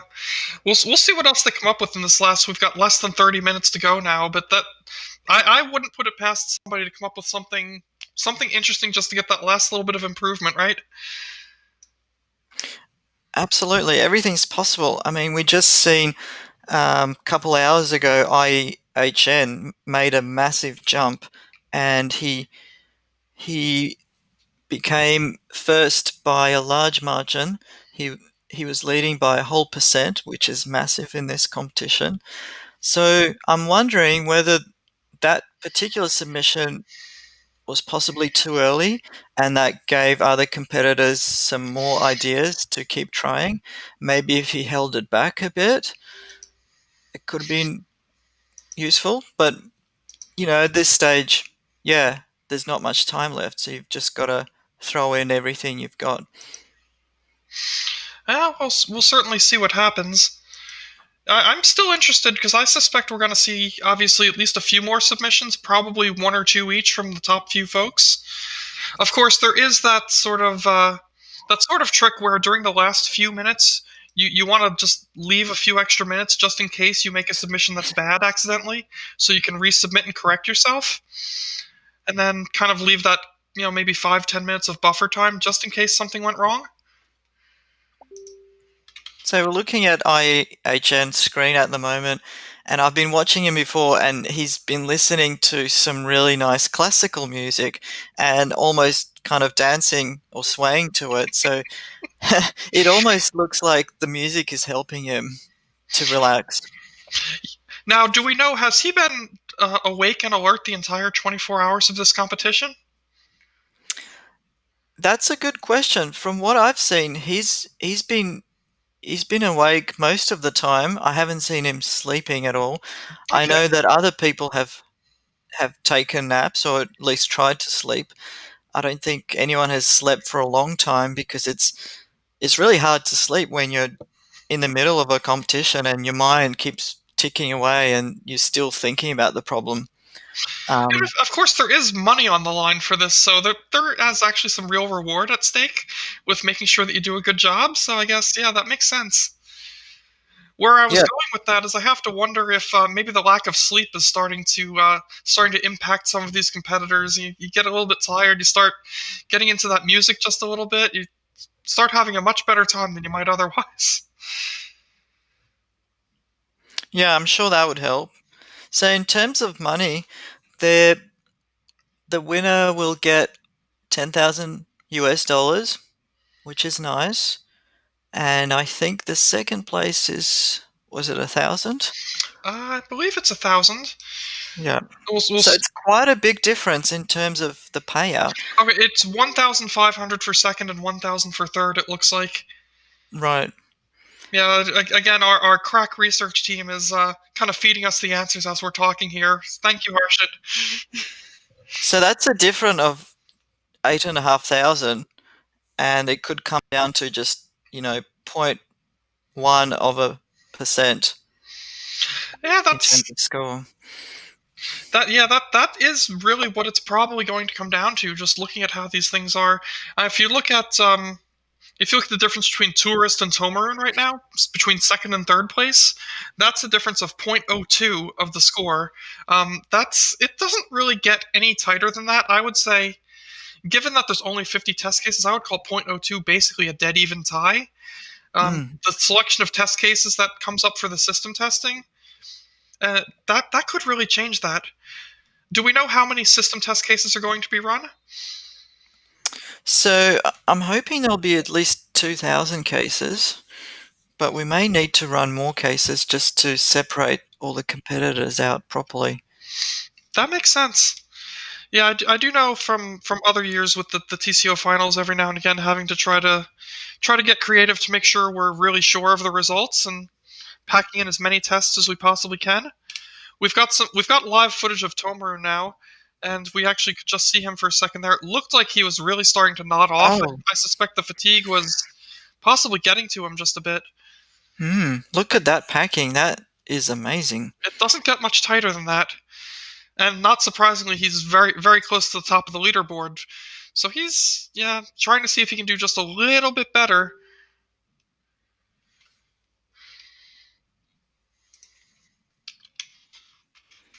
So it looks like he's recording all these top scores in a spreadsheet. Yeah, we were talking about that a little bit yesterday, where W. Lite has his automated system. Tomarun's obviously keeping track of his top scores. Every one of these competitors is keeping very close attention on which submission is scoring better or worse than others, so that they're going to be able to make those final decisions when it counts. And it is kind of hard to do that because all the other people are submitting at the same time. So your score on the leaderboard could go down. And it might even go up, depending on how the other solutions perform on any given case. It's actually possible for it to go up. That's where the local testing really comes into it. Before I explain that more, we're looking at Vladimir Leite now, and is it just me, or he looks like he's just about dead to the world from staring at his screen for so long? He's still in there. He's fighting it though. He's gonna keep trying. I think all these guys must be quite tired. And I was chatting to Vladimir a bit earlier, and he said he tried to sleep before the competition, but he just couldn't fall asleep. He was too anxious about the finals. So it sounded like he was awake 20 hours before the competition even started. So just imagine what he's feeling now, given that it's another 23 hours that he hasn't slept. Yeah, it's not just a competition about intelligence or programming skill. You also need to have a lot of stamina. Yeah, there's definitely some time management skills that come into this. We've got Black Math on the screen now. We can kind of see him. He looks like he's still pretty well focused and giving some serious thought to what he's trying to do next.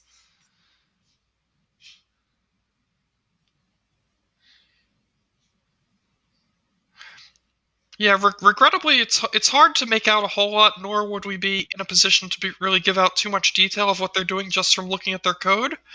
You can see, though, every one of these competitors is staring at their code, looking to see if there's any mistakes, probably, looking to see if there's any parameters they can tweak. We briefly got a visualization there from W. Leite. He's got a very strong packing where he's using some of the thinner rectangles in between the circles to kind of fill in that extra space.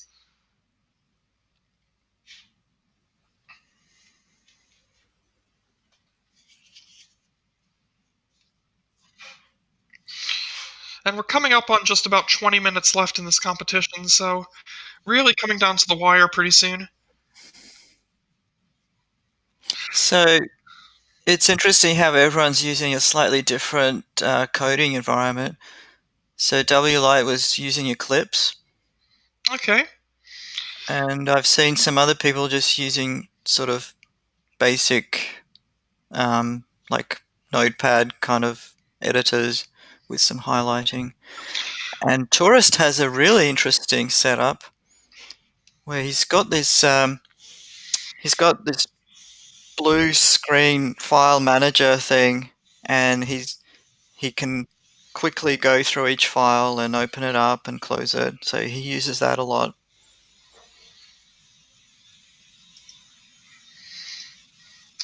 We're looking now, I believe, at Diver 19, and he's actually pulling up some visualizations, which is kind of fun to see.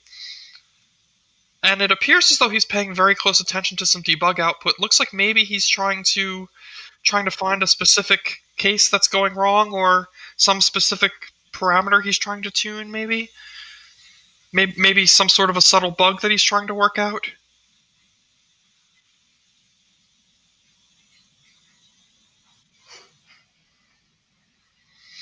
What I'm really wondering is, by the end of this competition, how many of the competitors are really, really, really going to be hungry for pizza versus how many never want to see a pizza again in their life. It can go either way, couldn't it? Yeah, it really could. I mean, when I was writing the problem, I got really hungry for pizza, and I'm pretty sure I've been having a lot more pizza lately. If it wasn't so late where I'm at, I'd be ordering a pizza right now just seeing this.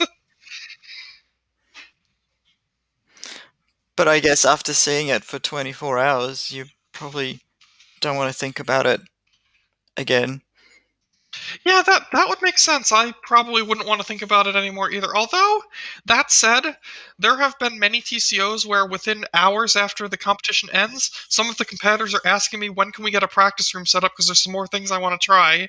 So, oh, really? Yeah, that has happened. It was actually W. Leite did that to me a few times.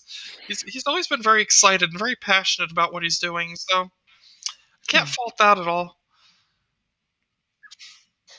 Yeah, these guys bring a lot to the whole community. I mean, not only they compete, but they also share a lot of their ideas and teach other people. So that's really important. Harshit is telling me they are going to launch the match again after the final results are published, so that'll be an opportunity for everybody to see it again and play some more.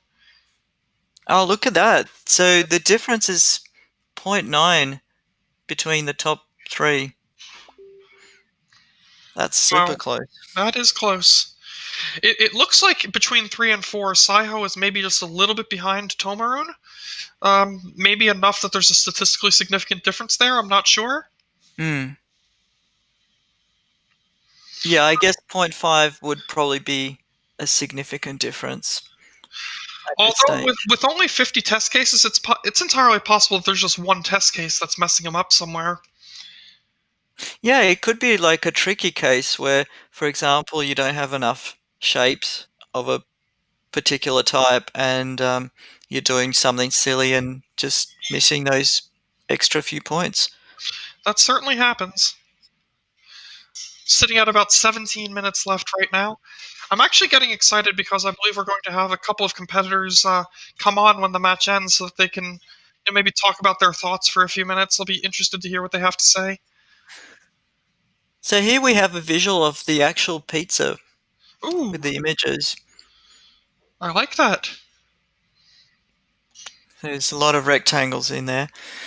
And pineapple is a rectangle here. That's because I couldn't think of any other rectangular ingredient. So I just did a cutout of a pineapple. You know what? It's interesting because this problem actually solved a fairly large internet debate over whether or not pineapple belongs on pizza. I'm not sure how it is around the world. I know in the United States this is a very, very hotly contested topic. And in fact, this, I guess, answers that question that yes, pineapple does belong on pizza. Good point. I like pineapple on a pizza. Just to show you the other side of it, I do not. So there you have it. Oh, there you go. Wow. We're getting some video of Sullyper right now. You can see that it looks like it's nighttime there, probably. The glow of the screen against his face and his eyes is kind of interesting to see. Still seems quite focused, if perhaps maybe a little tired. I believe he did go off to sleep for a little while. Perhaps he's now coming back on just to do the finishing touches on whatever he can. Yeah, he had to sleep for a few hours. Milanin is looking... Not sure if he's really thinking about the problem or if he's really frustrated with the problem, or probably both in all likelihood, I guess.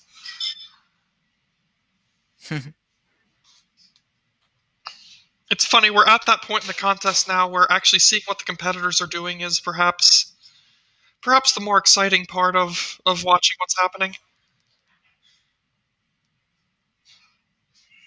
Yeah, there's not much time to do any big changes, so they might be just kind of waiting around.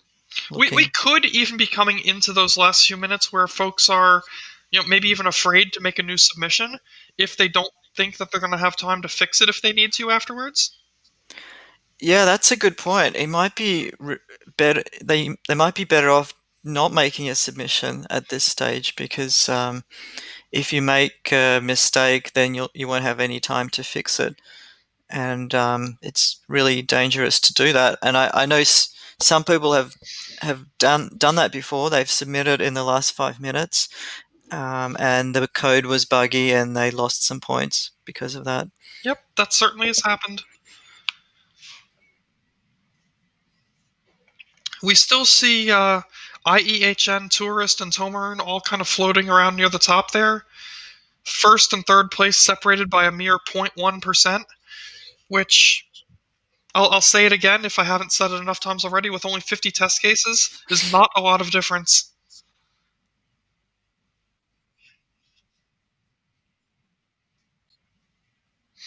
Oh, V-Dave was actually asleep when we started this broadcast. This is our first look at how he's doing. He appears as though he's doing his best to wake up and decide what he wants to do here.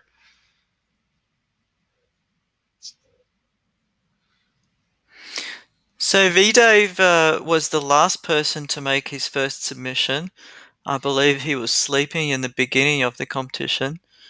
And yeah, now he's he's back in the swing of it. Looks like he's maybe doing some final testing or just kind of going over his results and seeing what he's got. V-Dave is currently bringing up the rear in terms of the scores, but you never know. That again, system testing can be a funny thing sometimes. We may see him move up a little bit.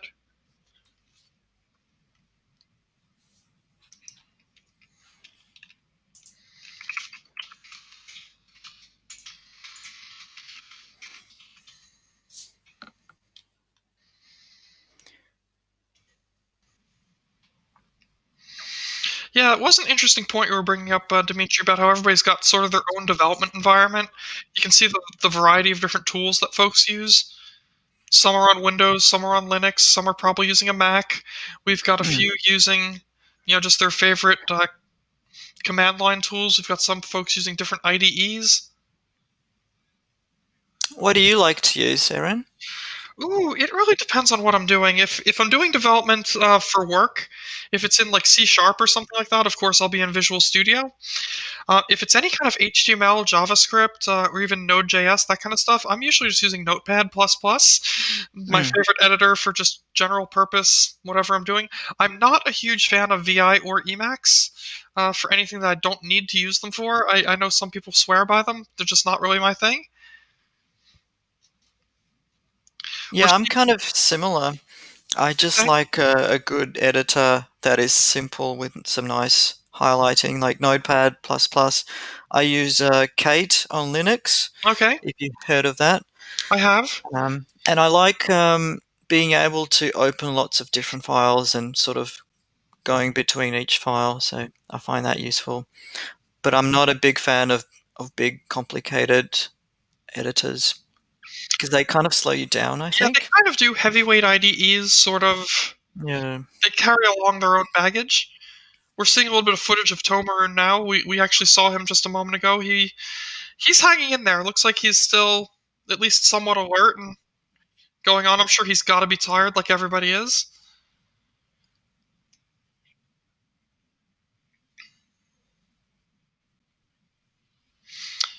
So, what we should probably explain one last time for anybody that might be just tuning in or maybe is looking at the leaderboard and thinking they know what's going to happen. The scores that we're seeing right here are not going to be the final scores that determine who wins. During the contest, each time they make a submission, they are being tested against 50 what we call provisional test cases. They're getting scores based upon the results of those 50 cases as compared to how everybody else did on those 50 cases. Once the competition closes out in just over 10 minutes now, we're going to take all their submissions. We're going to run them against a much larger set of test cases. In this case, at least 2,000 tests, to really be sure that we know whose submission is the best of the best of the best overall. So especially where you see the top three so close like that, where they're differing by only 0.1% between first and third, that's still close enough that with only 50 tests, well within the margin of error, that any one of them could be the winner. Worth noting that both W. Late and Saiho do have some new submissions in the queue right now. We'll wait to see how those score and see where they end up. Also, we're close enough to the end that these might be their final submissions at this point. So we'll have to see how that works for everybody. Certainly getting exciting, though. Now, I have to wonder if these competitors are going to sign off after the competition is done and go to get some rest, or if they're simply still going to be too excited from the competition and too nervous to wait for final results a week from now to see how they did. They might not be sleeping a whole lot these next few nights. I would be trying to get some sleep, but not sure that would work.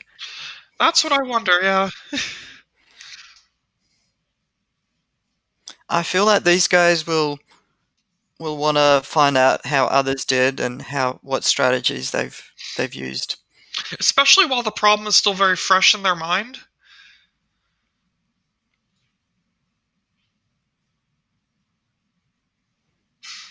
So we've got Tourist just checking out the scores.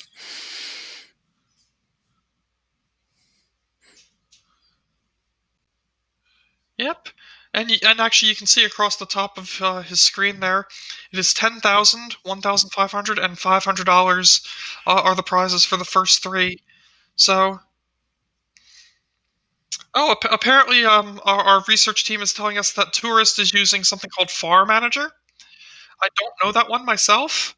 If there's anybody out there who does know it, well, now you know somebody else who uses it too.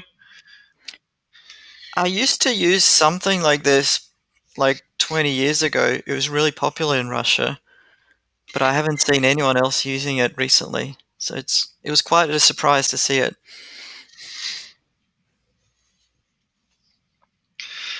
And as we're looking at these scores and stuff right now, we're coming down on 8 minutes to go.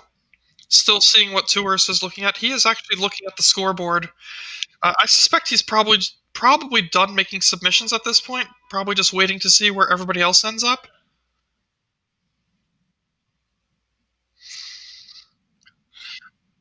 Well, so reading Japanese is not necessarily an issue for me. The bigger problem is that the preview I'm looking at is way too small for me to be able to tell you anything that it says there.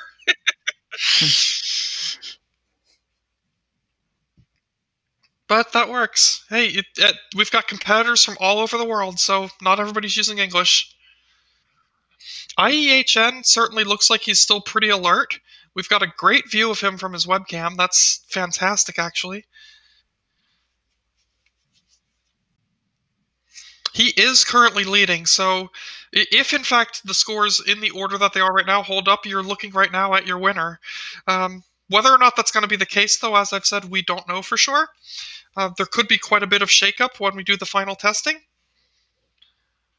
In fact, kind of behind the scenes, I'll let everybody in on a little secret. A lot of the staff that goes into producing the problems and the competitions kind of enjoys when there is a little bit of shakeup. It keeps things interesting and makes the final reveal a whole lot more exciting. I'm sure it's very nerve-wracking for competitors. So it looks like he's making some notes, or maybe even writing up about his approach. That could very well be. Yeah, he might be preparing for some discussions that are going to follow immediately after.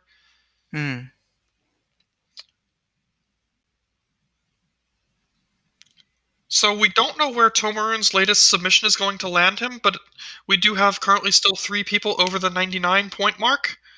IEHN, Tourist, and Saiho. I assume Tomarun is going to be up there again shortly.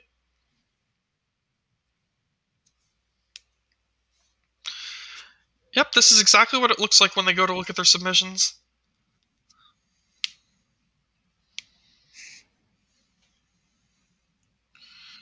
I can't read anything that's on the screen, but I can tell just from the color scheme that it looks like Nika is using Ubuntu for his development. Yep, pretty sure.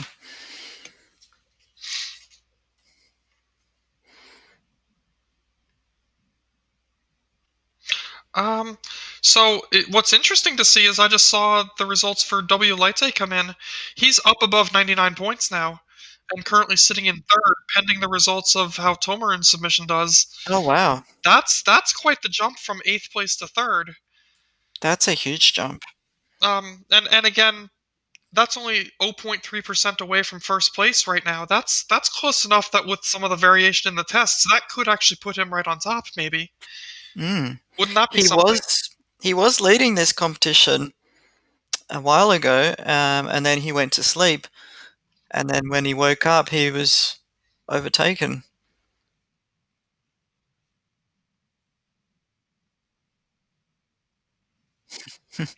Who was saying that? Oh, WLAT was. He has to work in 8 hours. This is work right now. What? No. How's that even possible? How can you work after this? This is what happens when you have a family and stuff, and have to. You can't just do this 24/7. Unfortunately, real life calls. Yeah, sometimes we need to do real work. It's unfortunate.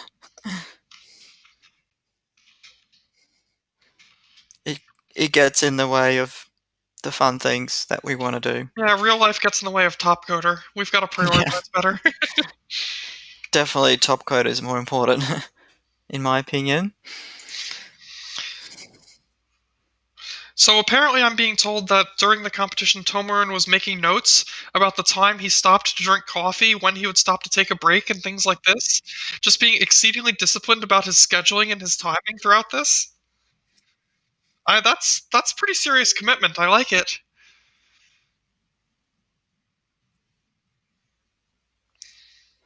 Pizza's looking tasty.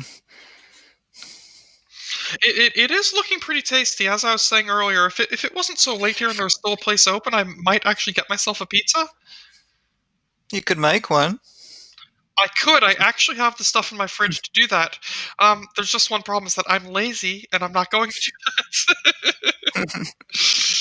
I'm just being honest. So my wife is actually quite a good cook, and when she found out that I'm writing this problem, she was giving me a lot of good cooking advice about making pizza. Okay. And she was suggesting what kind of ingredients we can use. And then we made some pizza as well. Oh, fantastic. Yeah. I was thinking, if I ever actually get a pizza from a real pizza place that has the toppings that densely packed on the pizza, I would be a very happy woman. Yeah. Yeah, these days, like, if you go to Domino's, you get quite a sparse-looking pizza. Yes, yeah, all the pepperonis are an inch apart and stuff. It's Okay, Tomarun's last submission did come in. He's sitting at 99. Actually, he's making one more submission. Okay. Wow, that's living dangerously. He was at 99.43, and he's now resubmitting. I'm guessing that 99.43 was lower than he was expecting, so he's reverting to his previous submission. Yeah, that looks likely. So when on the scoreboard, for everybody to understand, when it says 1 as their score, that simply means that they've made a new submission and it passed the initial checks to be run in the system, but that we're waiting on an official score to come back. So that 1 doesn't actually mean that people are only getting 1% of the score. It just means that we're waiting on the full scoring to happen for them. You'll see also next to the 1 it says 0 out of 0 tests, meaning that none of the tests have been run yet. And Tourist has said that he is done. W. Latte has said that he is done. There's just over a minute officially to go at this point, so I'm not terribly surprised that a few of these guys are kind of complete and have as good as they're going to get with this.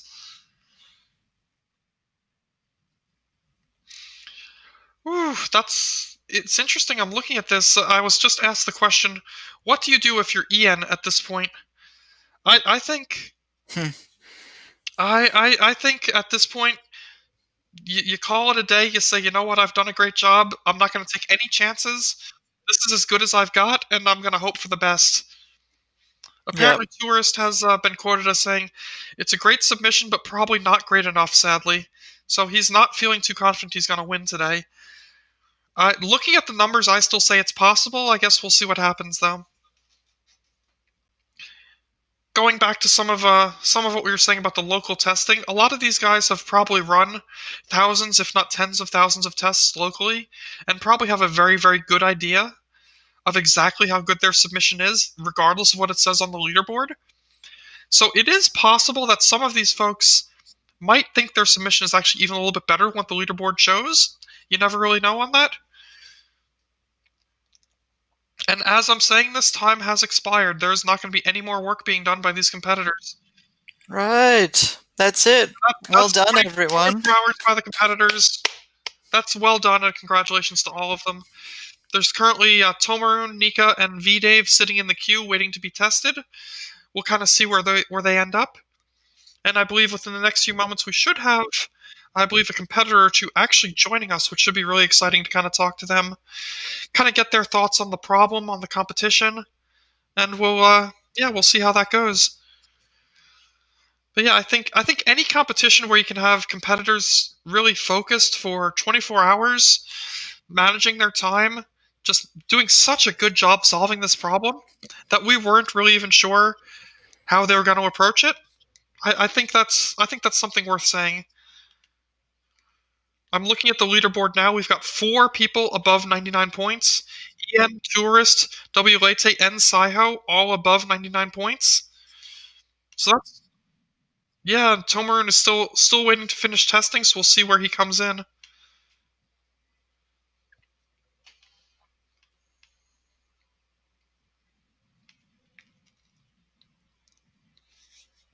As always, though, it's always a nice, fierce competition. I think this has to be one of the closest finals we've had in a while.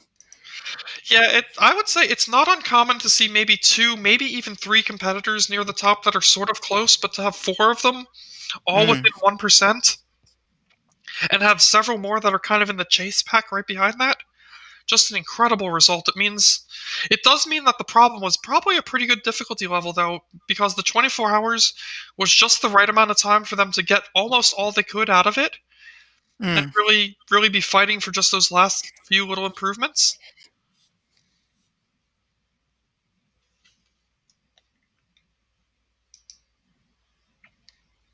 Oh, so Tourist is only 0.6 away now from first. Yeah, that's certainly quite close. As people are submitting, some of the scores are changing up and down, so that could actually bring him closer to the winner. That could, and we'll see what kind of a difference that makes. So Diver just submitted. I thought the submission has closed already. It's possible that our leaderboard just simply didn't update with the fact that that submission had taken place. Right. That would be my guess, since we are only about a minute or two past the deadline.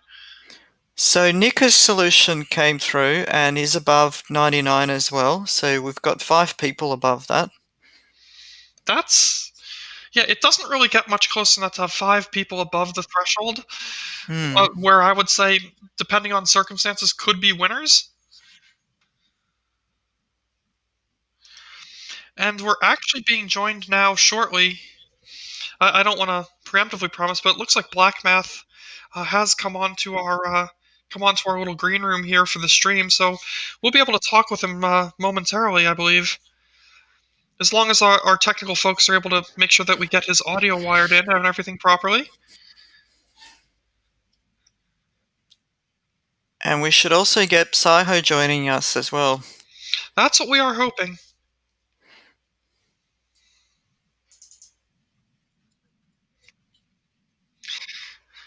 It looks like so I've actually got a direct stream for Black Math. Looks like he's having a little bit of water and just kind of getting himself ready to go. I'm sure he's probably exhausted, although he looks in really good spirits, all things considered, for having been competing for the last 24 hours.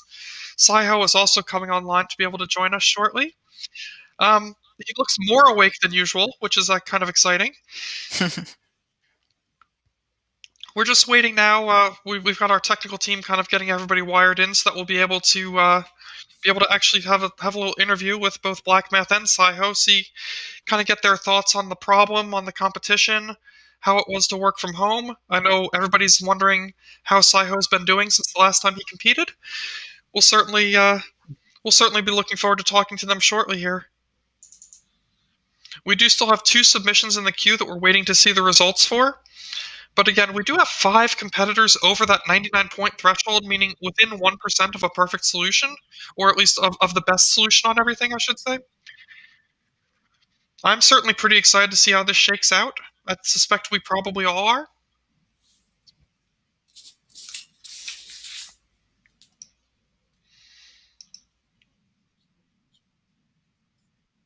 Okay, we're going to be right back. We'll be back shortly. We'll be interviewing Black Math and Saiho. Thanks for listening, everyone, and we'll see you very shortly. See you soon.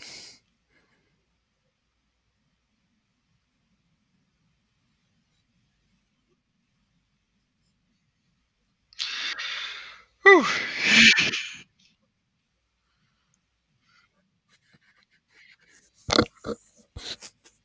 I can hear keyboards typing, so I think microphones are working. Psyho is still solving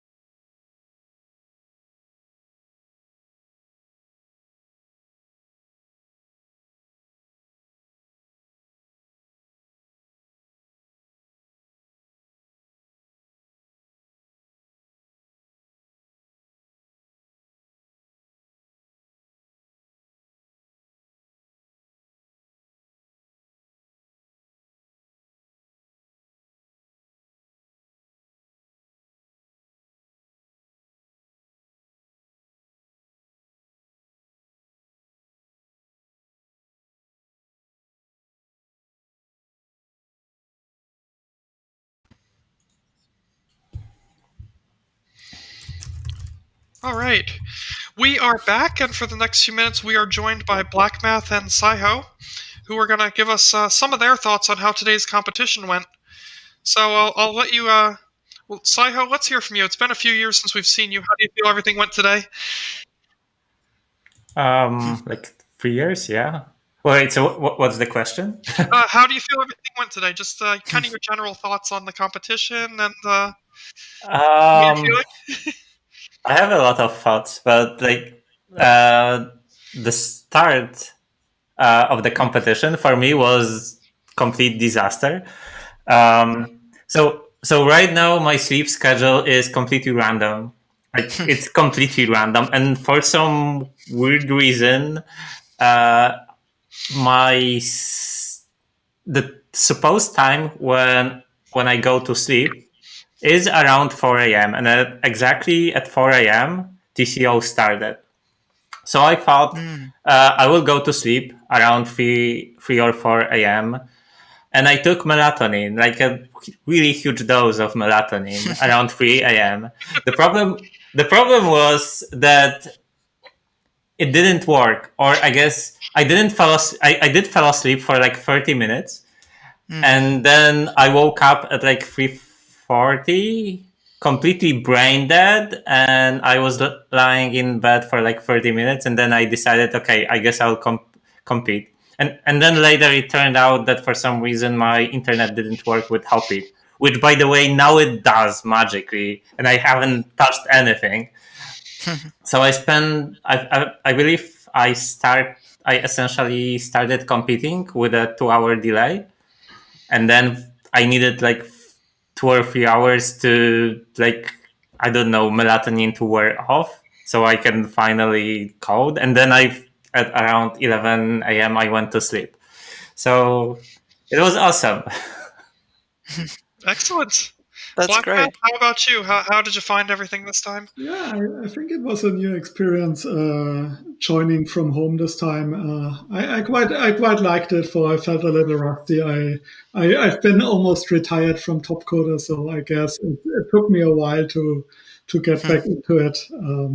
Definitely realized that I'm a bit slower than I was before, but yeah, it was good.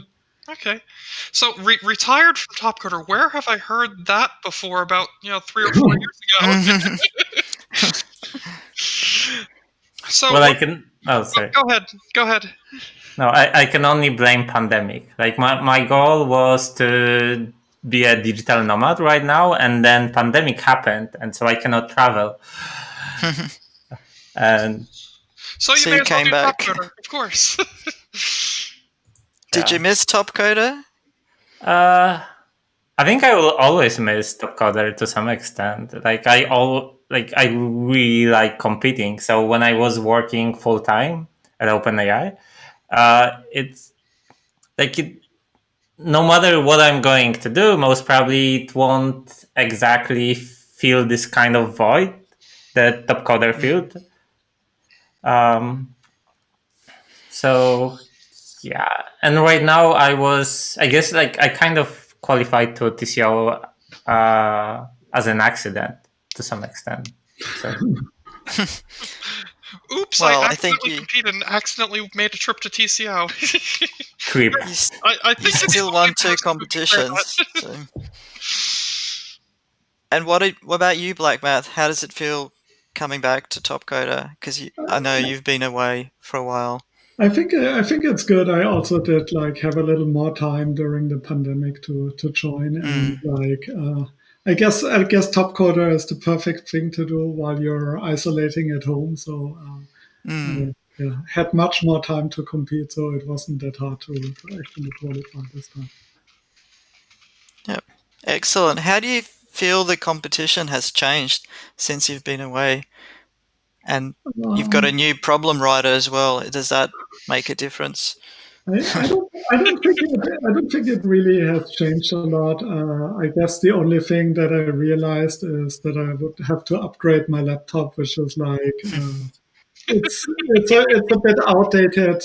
Trying to compile and stream to Hopin and everything. So I did in the end most of the testing remotely, just because locally I couldn't do that much, and like it was very unreliable, my results that I got locally. Okay, we do actually have a question that came in for the both of you. We recently talked about having 20 years of TCO. Since you've both been to multiple TCOs at this point, which one would you say has been your favorite and why?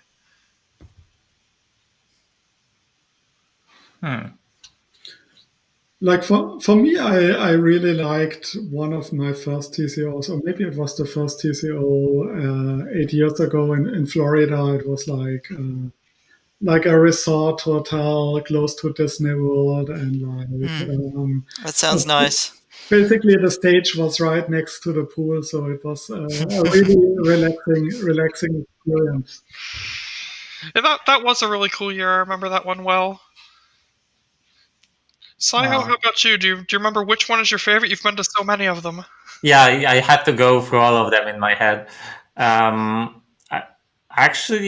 think like my favorite one was one of the ones in Vegas. Yeah,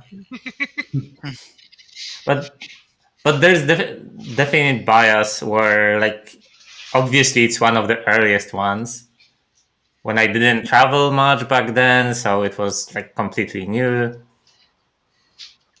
Yeah. Okay, excellent. Well, something we haven't talked about yet. What did you two think of the problem that we had today? Obviously. And how did you solve it as well? Yeah. I'm really interested. I have nothing to say.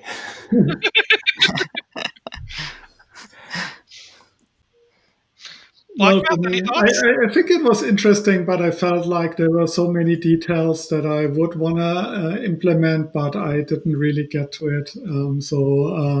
I think this would have as well be a really good problem for like a week. At least for me, I would have liked to take a week long of time for this. There were problems. I mean, with like circle packing problems in the past, but it had. I think it had an interesting twist. So yeah, I think it was a good problem for the final. We have scores close to perfect, but not. I mean, not perfect, but very very tight scores at the top. So I think it's a good thing. It's maybe a good thing for Psycho not to win sometimes, but yeah.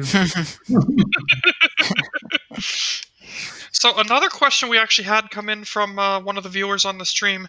Have either of you changed your views on pizza as a result of this competition?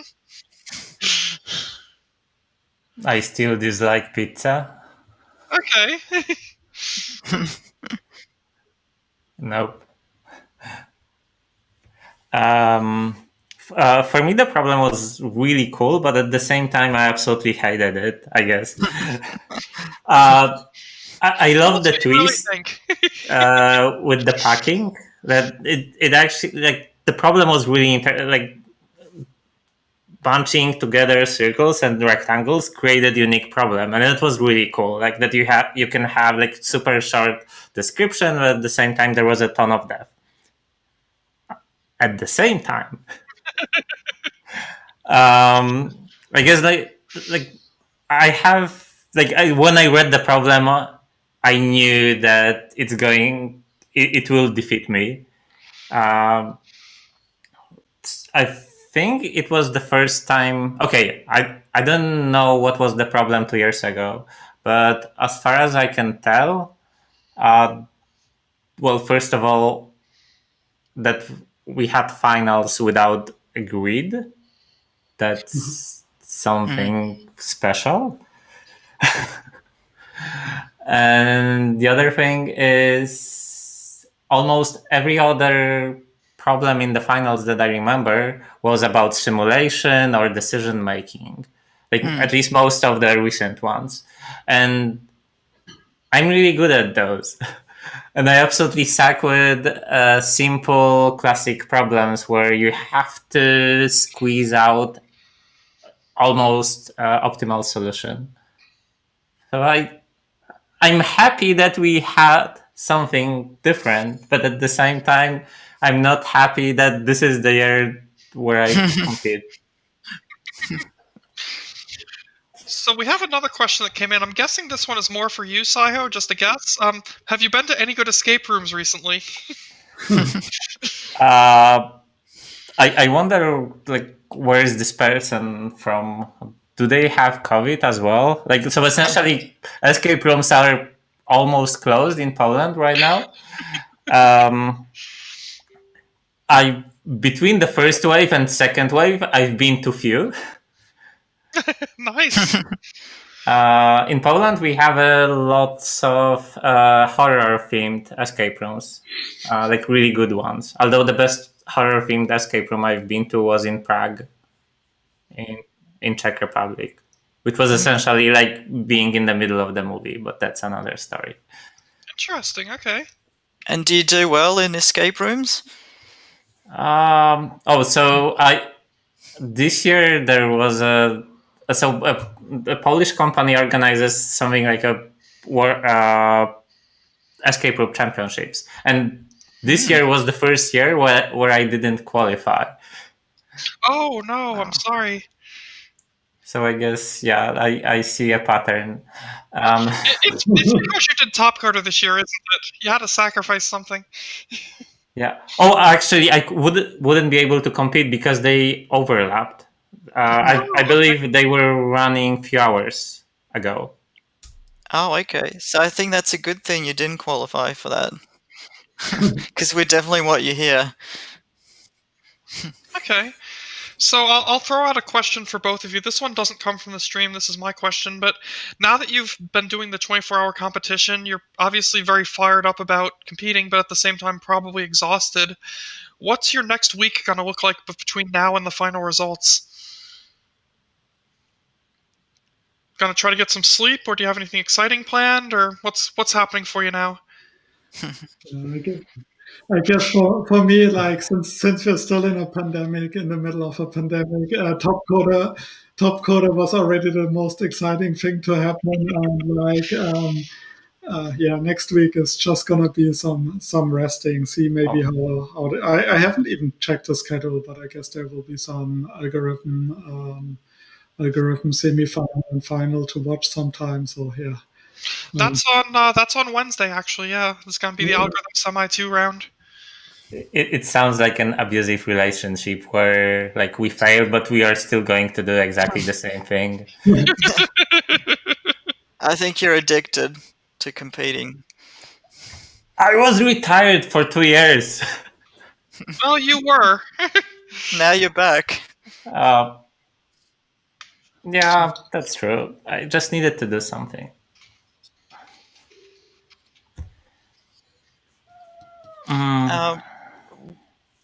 In the problem, we originally had floating point coordinates, and then we decided to change them to integer. What do you think about that change? How did it affect your solution? Yeah, I guess I would have preferred floating point coordinates because I feel like sometimes with those top coder problems, they kind of artificially try to limit things to integer coordinates, and like in the